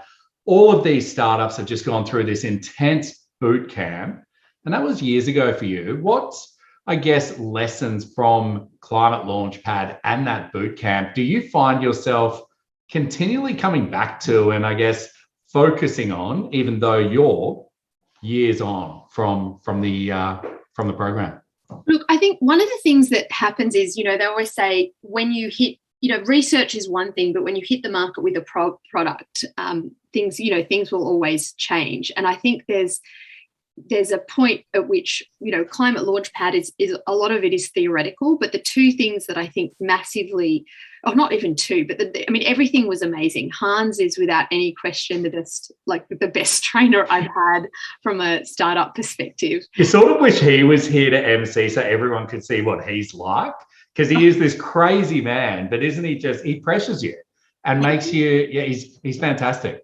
But it's also like when so at the moment, one of the things that will happen as we roll out the swap and wash nationally and we look at the tech stack for that, it's really about, well, we changing the business model. And as we've been doing that work, it's like I have him in my head just going, follow the money. Like how do you, and you go, well, how do I develop that? And he, the way that he looks at it, the lens that he looks at it really is such a strong economic focus, because I think most people come into this process with a degree of idealism. Or they're coming from academia and they've got really strong technical skills, and actually turning that around and saying, well, how do I make a really viable business? Because that business will change. You might add new products, or you might need to change your business model, whatever that is. And I think those lessons really will stick with you through whatever you do. That's probably, he's such a character as well. I had such a good time, and it really gave me confidence. I think the one thing I would say is, ClimateLaunchpad gave me the confidence to keep going. I was very much idea stage, and it took a while, like developing our products. We manufacturing, that takes time. Everyone said to me it would take 2 years, and it did. They're cool looking products too, by the way. It's not just another. So often people try and put a product in market and it just doesn't, in this space, and it doesn't look great. I think that looks really good. But you're right. One thing that Hans said to me and says to everyone, you come into this competition thinking it's all about impact. And yes, the outcome is impact. But if you don't have a really lucrative, sustainable business model, people aren't going to invest. You won't get the scale, and you won't get to that impact. So I think it's a really important lesson. And I guess I'm really glad that you mentioned it, because it's pretty similar to what we do as well. It's one of those lessons that you keep coming back to. But if impact is at the core of your business, fantastic. Yeah, look, impact is still at the core of our business, and it has driven every decision that we've made. And, one of the things with the B Corp, as well as we have an impact business model. So, anyone whose business model is around impact, it is a lot easier to certify. So I found that process insanely enjoyable. I had a great intern working with me who was an environmental science graduate. It's quite a gamified experience, and we had a lot of fun with it. I don't know if that's, when I speak to other people, they didn't enjoy it as much as us. So maybe we just like point scoring, but it was a really good experience, and it really allowed me to create a structure, not just for the environment, but also, we've done really well in one category, but there's also work we've got to do with our people, with our customers, to really be the best, in society in general. So it's that, how can we be better on every single level that we're working? And I love that I've got a framework that, to work within, to build my company to be the best thing it can be. Yeah, exactly. And for those of you who don't know what B Corp is, that are watching on, effectively it's a global accreditation or certification, and it is not easy to earn. You've got to get over a certain number of points in this points-based system. And it's not just answer however you want. There's deep auditing and everything. And as Naomi said, it covers a lot of different facets. Environment, how you treat your people, and so on. And it really is. I think there's only a few hundred here in Australia, but it's starting to gain momentum, which is incredible. But one thing that I want to ask you, Naomi, you guys got B Corp status recently. I think you said this year. Yes, in March. But you were then awarded in the top, and this wasn't on your slide, but I've done a bit of research. You were awarded in the top 5% of B Corps globally in the environmental space. Yes. Mate, that is a massive, massive achievement. And again, I don't think those that don't know what B Corp is, it's not easy just to become a B Corp, let alone be in the top 5%. Can you share just a few of your secrets? We're going through B Corp certification right now, and we've passed the first stage, but we're about to go through our interviews. I want to learn how to follow your lead. Well, look, I think the B Corp people are amazing. They're very much on your side as you go through that process. And it's not, I think there's a few things. We are a business that designed ourselves to be circular from the ground up. So we use a recycled material for our products. Our products replace one of the worst culprits of single use in life. And then at end of life, we take our products back and we turn them into new things. So we recycle them ourselves and remanufacture ourselves. And I think that kind of, those principles are really strong founding principles when, at least in that category, where we really are walking the walk and talking the talk and doing the things that you're supposed to do and talking about that. So I also talk about radical transparency. we talk to what we're doing, we talk to our materials and our processes in a really, I guess, a more open way. And I think that those things definitely help. The idea of secrecy, I think, is in some ways part of the problem sometimes. Like it is, you have to be willing to be open and to be audited. And also because with our impact, so for our business customers, we give them impact reports on the impact they have. We understand our impact and what that is, so we can easily gather that, I guess, and report on it to B Corp or whoever else we need to. Yeah, it's a great way to put it, because, and this is the thing, so many of the impact-led, well, they're all impact-led that come out of Climate Launchpad, but so many of them have done it from the start. That is what is embedded into the DNA of these businesses. And when it's real, some of these things aren't that hard. When we told people that we passed B Corp certification in our early stage, passed the initial screening, they were shocked. But again, if it's embedded into your business, like you said, if you're totally transparent around it, then you're doing the right things from the start, which is great. Before I want to give the judges a little bit more time to deliberate. So I guess what I'd like to ask you is, what is the single best piece of advice that you would give to any early stage startup, especially these guys in the room who have worked so hard, that are looking for an investment pathway or investment, or just a pathway for opportunities? You've come from here and you've gone to where you're at. What's that single piece of advice that you would give to them?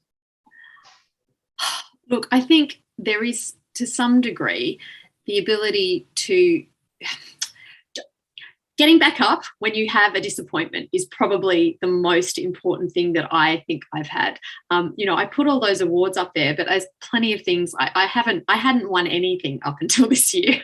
I'd been a finalist in Taronga's Hatch Accelerator last year. I didn't win. I didn't win Climate Launchpad nationally, and there are a host of other things I didn't win as well. And I think what's hard, I think at the beginning I used to take it really personally, I guess, because you put your heart and soul into this, and a lot of belief, and you think, you put everything into that. And I think what's different, I guess, now is if you think about a business as something that's going to be around for a long time, all these small setbacks are just part of the journey. They're part of the story. And hopefully one day a really funny anecdote about hey, I'm a unicorn now, but I didn't win Climate Launchpad, or whatever that is. But know what you want your story to be, and just keep working towards that, and not to get too set back by the setbacks. Totally. And I don't want to drag it down around what we're all doing, because we're all working so hard to do amazing things for the planet. But just to draw a quick parallel there, you hear the saying, gamblers only talk about their wins, not their losses. And quite often you feel like the successful businesses are a little bit like that as well. Those that started from zero and went really well. And it's not necessarily because they're trying to be misleading, but you just hear about the wins. You don't hear about the losses. And, it's funny, my girlfriend says to me quite often, that's okay. Everything's going to be okay. Just remember that one. It's going to go in the book. Because it's you, me, all of us, and those that are going to continue, everyone on the call tonight who's going to take their business to the next level and persevere. It's not easy. It is one of the hardest things you'll do. And people always say that coming into a startup, it's not going to be easy, but until you've lived it, you don't know. But yeah, I'm sure your book is going to be quite big or quite long, I should say. And it's not just about those awards, but really getting up every time that you get knocked down. Yeah, it's like you've got to be comfortable with that. There is going to be some rejection and things that you don't win or you don't achieve, but that shouldn't. Well, no, you shouldn't let it stop you. And certainly to get up and keep trying is really the most important thing. And I actually heard that from first, I should say. It was actually Melanie Perkins, who's the CEO and founder of Canva.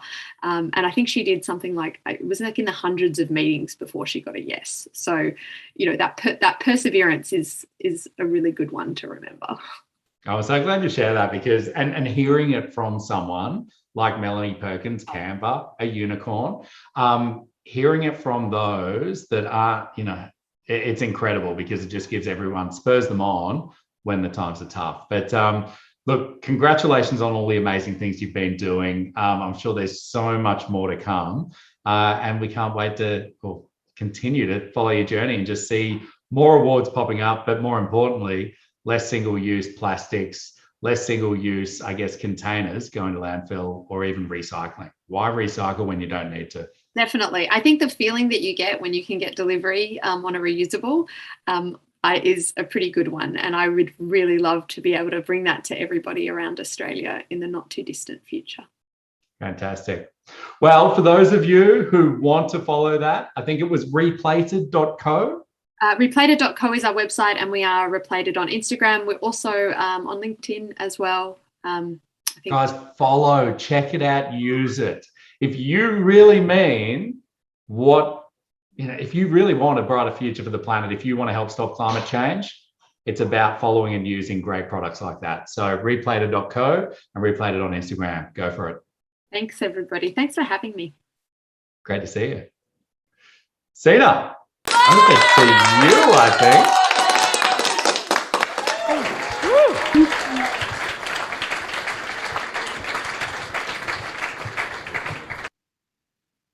Thank you, Tom, and thank you, Naomi.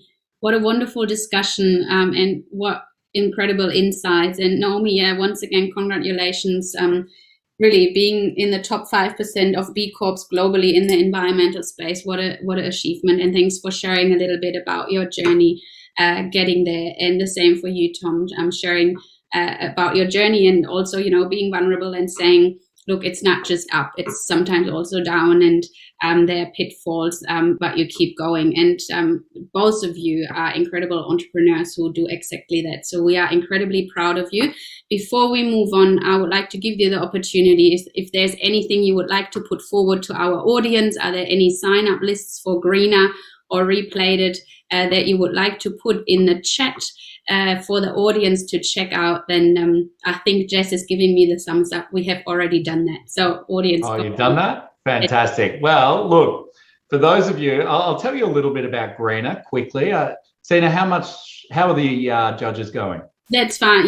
Judges, they're happy about every minute. So they want the time? Okay. If you want to give us a spin on Greener, and then we do the audience awards. Fantastic. Look, guys, I'm not here to plug what we're doing, but we're actually really proud of what we're doing, so I'm going to share it. Ultimately, Greener, we have an app that helps people shop green for everything they buy, then turns their purchase carbon neutral to help end climate change. But what's more exciting is what's been happening of late. And we really shine a light on businesses that are doing better things for the planet and guide people to them to start with. And off the back of that, we're no longer building an app. It's part of it, but we're not building an app.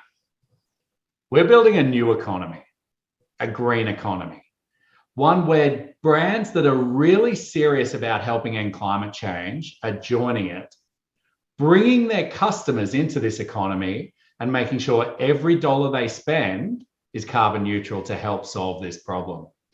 And we're really excited about that. We've just signed some major deals. T2, the tea company, one of Unilever's most, I guess it's a jewel in the crown of their sustainability crown. We've just signed up with them. They've got over 800,000 customers, I believe. And they're now going to be adding Greener as part of their loyalty program to all of their customers. We've signed over 45 commercial arrangements for partners that want to be part of the green economy. We've got great brands, Microsoft's, and so many, PowerShop, Lego, all of these partners are now coming together to do just that. And just recently we won, I guess, a pilot with Bupa, which is one of the greener health insurers out there. And if all things go well, we can potentially get Greener into the hands of their 4 million members, which would take the equivalent of 9 million cars off the road. So we're really excited. If you'd like to play with it, it's still in beta. And this is just what I'm talking about. We won ClimateLaunchpad 2 years ago, but we've persevered, we've pivoted, we've gone different directions, but we always apply the same rules of test with your customers, learn, test, what have you. If you'd like to play with the beta, it's clunky. We're the first to say it, but we're looking to launch this green economy next year. Go to getgreener.com and sign up for the wait list. actually, don't do that. Special offer for our friends tonight. Go to getgreener.com/priority and you'll get straight through and you won't have to wait list. But we're really excited about what we're doing. And like I said, we really think that we could bring the scale. If this green economy just here in Australia took off, we could help take the equivalent of 58 million cars off the road. And to put that into context, that is 3 times the amount of cars on the road here in the country right now. So yeah, check it out. We'd love you to. But enough about that. I think it's time to reveal the audience awards. Yes. Jess, are we good to do it? Tom, I'm so glad you got an opportunity to also talk a bit about Greener, because you have been incredibly supportive of Climate Launchpad and of our team, and we really appreciate that. And now, yeah, let's see what our audience thinks. Who is the pitch monster, the coolest tech? Who should shut up and just take our money? And who is most likely to unicorn? Tom, back to you. You've done it so well. You talk us. Oh, come on, Tina. Let's do it together. We'll go one for one. Right, I'm going first. You start. The winner of the audience winner, I should say, of Pitch Monster is Nicole. Congratulations, guys. I loved the pitch. I loved the product, and I loved the impact. Oh, thank you. Coolest tech. C-Labs. Sorry, I stole that one from you, Sina, but great work, C-Labs. Sina, you're next. Great work. Fantastic effort. Which one do I get, Jess?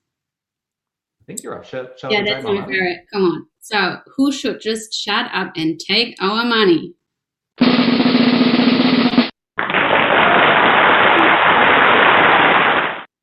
Congratulations, team. And last but not least, most likely to unicorn. Who is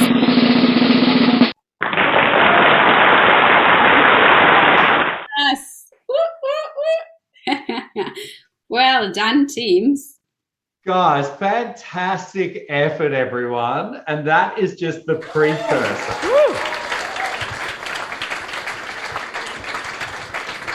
The thing is, though, while what we're about to hear from the judges is super important and so credible, they're experts in their field, there's only a few of them. That just came in from all of the audience. So congratulations, those that won an award there, because it really shows that there's appetite for what you're doing. Absolutely, Tom. I always love audience awards. I think they're very honest and real.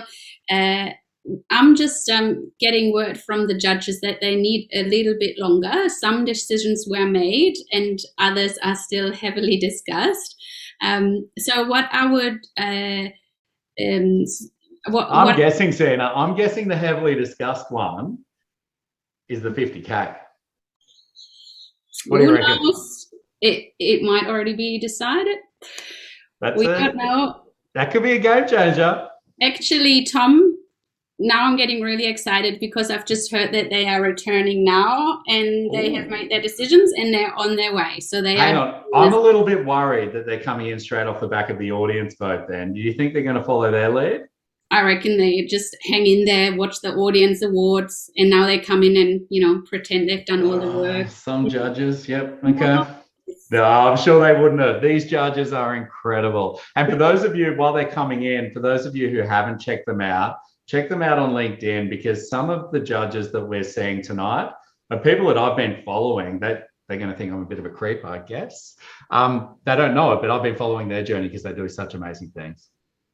Absolutely, Tom. I can only, really support that statement, and teams, make sure that you reach out to our judges. And on that note, judges, welcome back. Thank you so much for your time. I heard you have passionately discussed and gave your very best.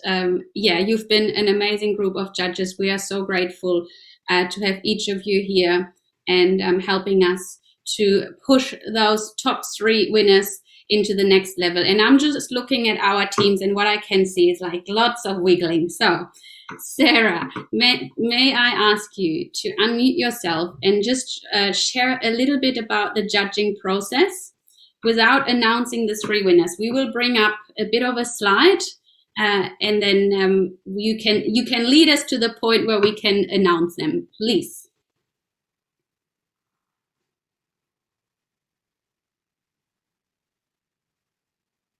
Sarah, if you're on mute, maybe unmute.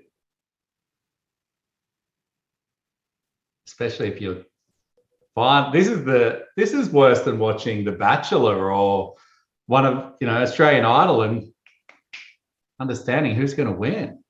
It's a massive cliffhanger. I'm sorry, Sarah. Are you building the? Where are you? I'm wondering. Hey, Sina, the judges are just coming back into the main session now. Okay, thanks, Sarah. Sorry about the delay. Thanks, Jess. That's okay. So we're waiting a little bit longer. And Sarah didn't. Okay. Is Sarah here? Sarah, there you are. Can you hear me? Sorry, we've been talking to you for the last minute, and you were just joining back. Sarah, we were just saying, are you ready to share a little bit about the judging process with us, and just leading us to the point where we can announce those top 3 teams that will move into the Southeast Asian finals without naming them yet?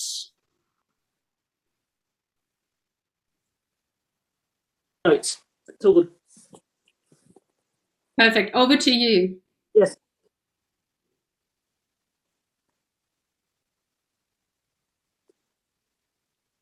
Oh, are we all waiting for me? This is exciting. Yes. Sorry, Sarah. We're just going to put you on the spot. Can you tell us a little bit about the judging, the deliberation process, and lead us to the announcements of those top 3 teams moving into the next final without revealing their names yet, because we have something prepared. Yes, thank you, Sina. Yes, and now for the big moment. So on behalf of the other judges, I must say we've had a really challenging and interesting conversation over the last little while after hearing everyone's pitches. We all felt that the standard was excellent. Everybody was very clear and enthusiastic and very, very committed to changing the world, which is wonderful to see. We found the ideas all innovative and really interesting and covered an enormous range of subjects and aspects. And it was a very difficult decision for us to make. Luckily, we only had to choose 3 if we had to choose, and that was very difficult. If we'd had to choose one, we would have been here for hours and hours and hours because everybody was so excellent. And I'll say for the final 3 that we chose, what we liked about them is each of them had clearly identified an issue or something that they were going to address, and they had a really interesting and clear way of addressing this with a solution or a product or something like that. And they covered off, as well as the technology aspects of the clean tech, climate change world, is they covered off the human aspects as well. So how humans and technology and the way we live and the way we work sort of all work together. So with that, I'm very happy to hand back to the team to announce the winners.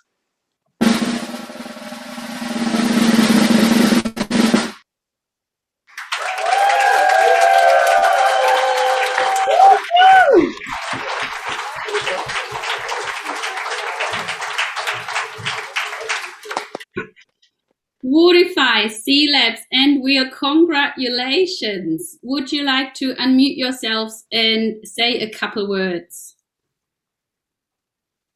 No, we're on the tops there it's not alphabetical order, but thank you. Oh, wow, it's amazing. Thank you. We're just so happy. I won't say anything else, but it's been a wonderful experience, and we've enjoyed every single moment of it, whether win or lose. And what a fantastic cohort of fantastic ideas. I think every single team deserves to be able to move forward with their ideas and to see success. So yeah, thank you. Thank you so much. And C Labs and Whirl, would you like to say a couple of words? Yes, absolutely. We are thrilled. This was beyond exciting, and it's been such a wonderful evening presenting and hearing from everyone. I'm speechless, so thank you. And C-Labs. I thank you and congratulations for the winners as well. And all the ideas were great. To be honest, it came as surprising for us, and we are just speechless. We are very shocked actually. And congratulations for others as well. Wonderful. So let's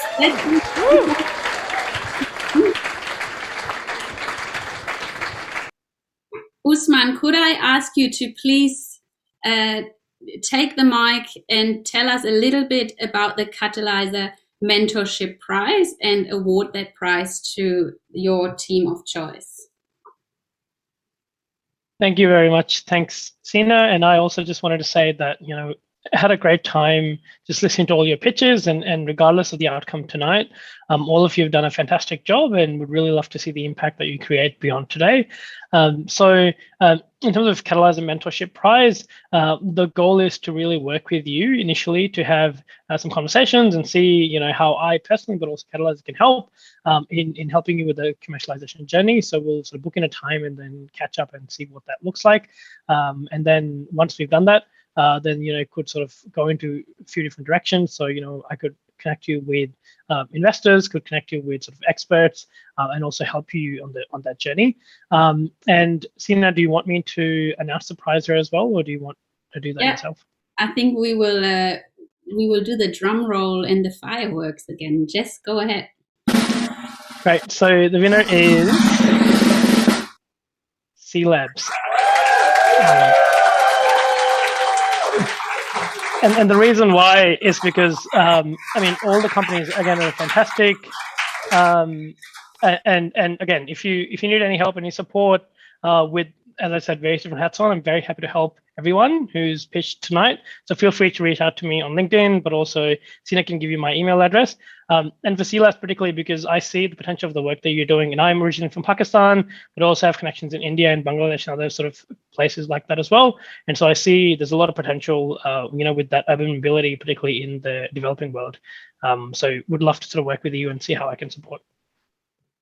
Thank you so much. And for all your work you're doing for micropreneurs. We appreciate you and your work so much, and thanks for joining us. And congratulations, C-Labs, once again. I can only imagine.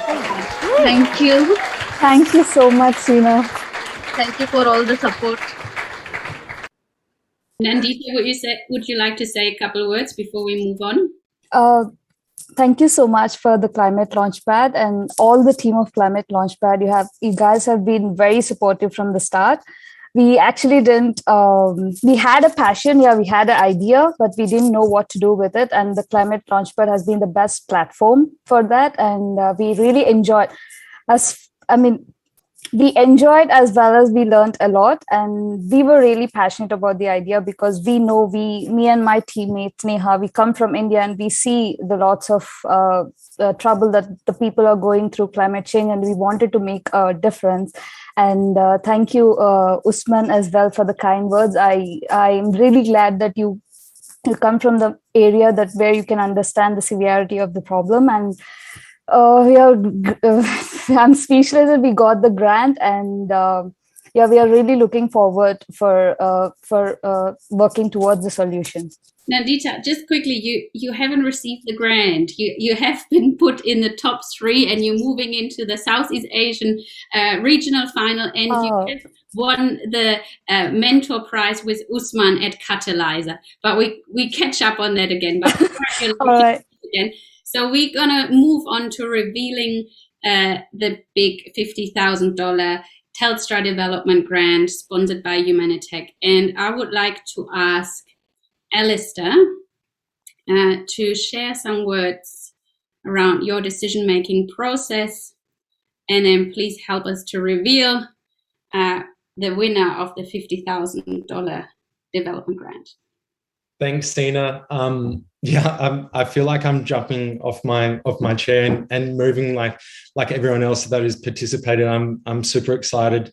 Jackie and I, Jackie from Telstra Foundation and I, this was a really tough decision. The top 3 tonight were amazing. So yeah, on behalf of Humanitech and our founding partner, Telstra Foundation, I'd like to thank all 8 teams pitching tonight. What an incredible array of innovative organisations working towards creating a climate resilient, livable and thriving Australia, but more importantly, globe. I have been where you all are today, and commendations. Like it's a lot of courage to do this and to get this far.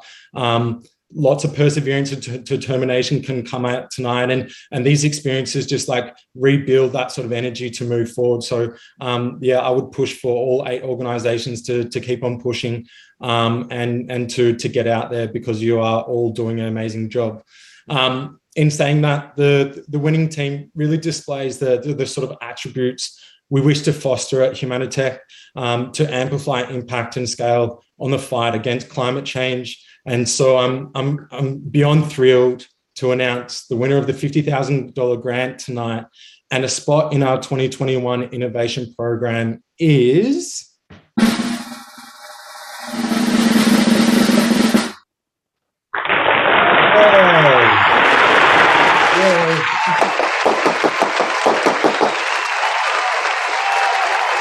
congratulations.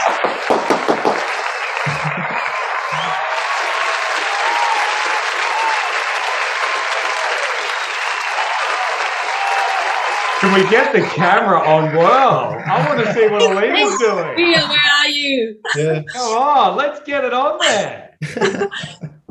Wow. I thank you so much. We have worked so hard and have been so honored to have been part of this process. It's been exciting and hard and thrilling and gratifying.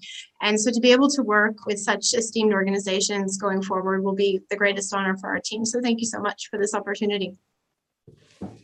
Amazing. Our absolute pleasure. And the whole reason around sort of us picking Whirl was like we've spent a lot of time researching and working and spending time with the communities to really sort of, as I said at the start of the night, really identify problems we're solving. And the problem within climate that we wish to explore is like really making carbon reducing solutions more available to willing communities. And so yeah, Whirl is sort of fits that sort of problem statement for us. So yeah, big congratulations to you 3 girls, and I hope you can crack a bottle of bubbles and celebrate. But for all the other teams, like yeah, pat on the backs too. Like yeah, amazing effort.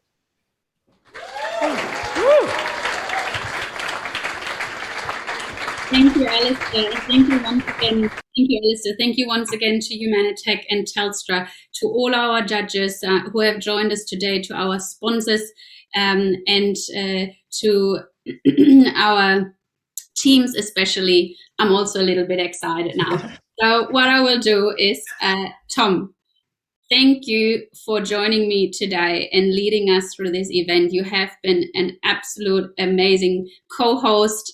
I loved every minute of this event today.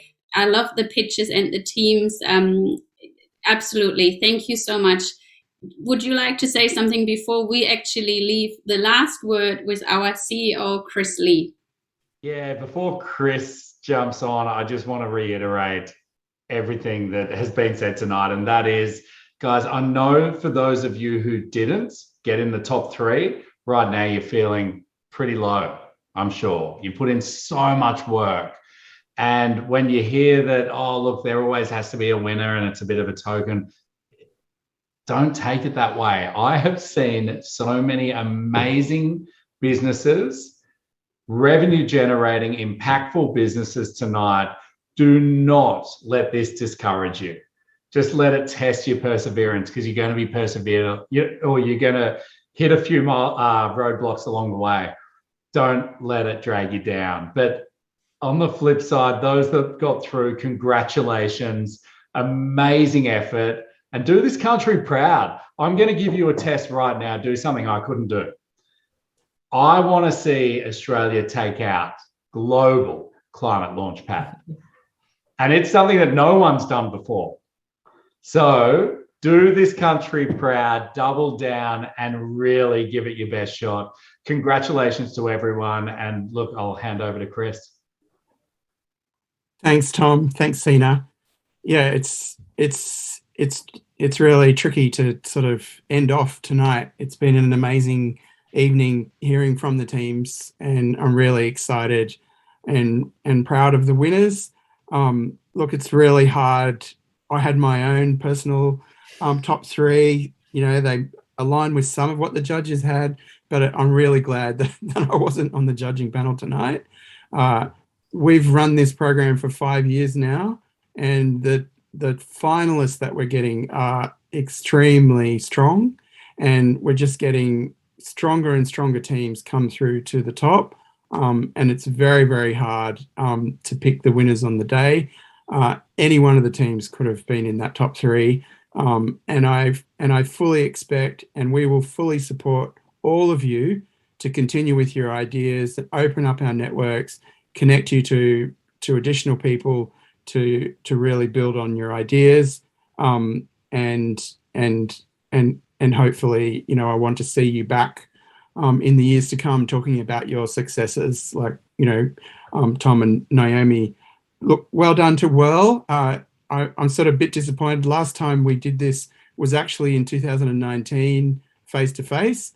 And Tom swept me off my feet off the stage. He was so excited about winning, and it would have been nice to have a similar experience with our winners tonight. But we really look forward to connecting with you face to face when time allows. But it's really fantastic to see you all, and I'm really excited about some of the tech that's flowing through. I want to say a special thanks to the sponsors that have supported us. We have a generous grant from the Commonwealth Government through the Oz Industry Entrepreneurs Program, through their incubator program, Race for 2030 and the Future Battery CRC. It's really great to work with them, and we're doing more work with them to sort of help pull through that next cohort, and how we can turn ideas from the lab into commercialization. So it's really, really exciting to work with them. Big thanks to Humanitech and the Telstra Foundation. It's really exciting to have an award like that. It makes a massive difference to a team and really helps them, you know, step forward and really, you know, in this critical time when they're still sort of trying to pin down their idea, they're too early to talk to investors, or it's a lot harder to get money. 50 grand can actually go a long way. And so, you know, really appreciate, and it's been really fantastic working with Al and Jackie to award that this year, and we hope that we can continue to work with them. Big thank you to our judges. It's really through the networks we have through the CRC and other connections we have, it's really exciting to get very high caliber judges who've got a lot of experience. They've worked with startups, they've made investments. So you know that you know, we've got qualified people who are looking at these things and trying to evaluate the winners on the day. So special thanks to Ivor, Usman, Al, Sarah and Jackie. Sarah's becoming a bit of a regular now. It's 2 years in a row. So we'll see if we can get her back again next year. So it's been really great to do this.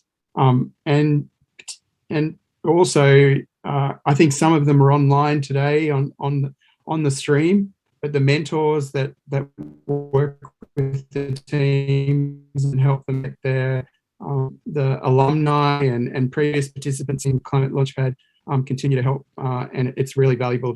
We've got a really strong community, and you know, we actively encourage you to continue being part of that community. We want to hear your stories, we want to hear your successes, your failures, and wherever we can help out, we're always keen to do that.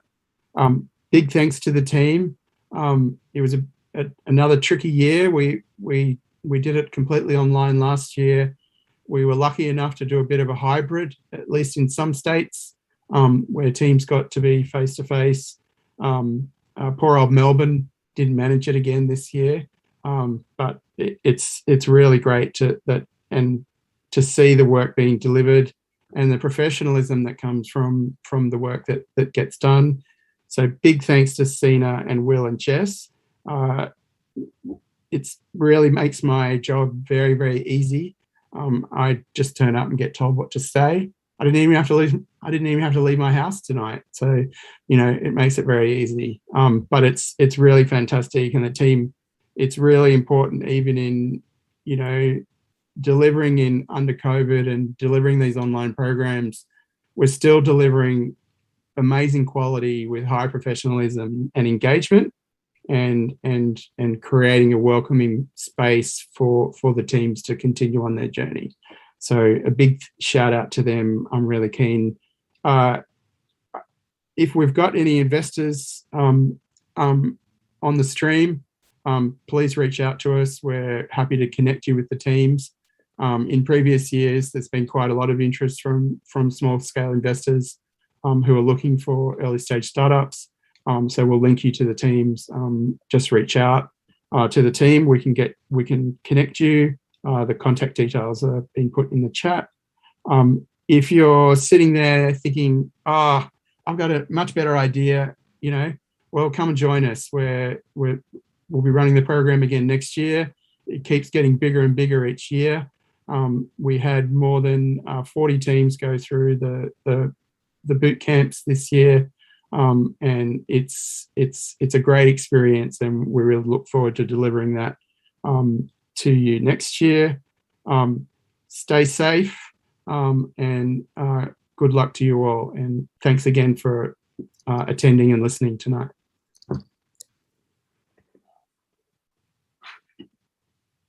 Okay, everyone. Well, look, thanks, Chris. That has been fantastic. And I loved your call out at the end there, because quite often it's easy to sit back in the armchair and go, I've got a pretty good idea. Ideas mean nothing until you do something about them. So if you've got a good idea, get in touch with Climate Kick and ClimateLaunchpad for next year. And seriously, just follow the journey of these amazing businesses that are here tonight. I can't wait to see how it all shapes out. So congratulations to our winners. Congratulations to those that didn't win but made it through to this final. Get out there and make it happen. We've got a big job to do, and it's a job that we can't do alone, as everyone says, but this is the most important thing we have to do, and it's to solve the most pressing problem of our time. So great work, everyone, and have a great night. Thank you. Hi, everyone.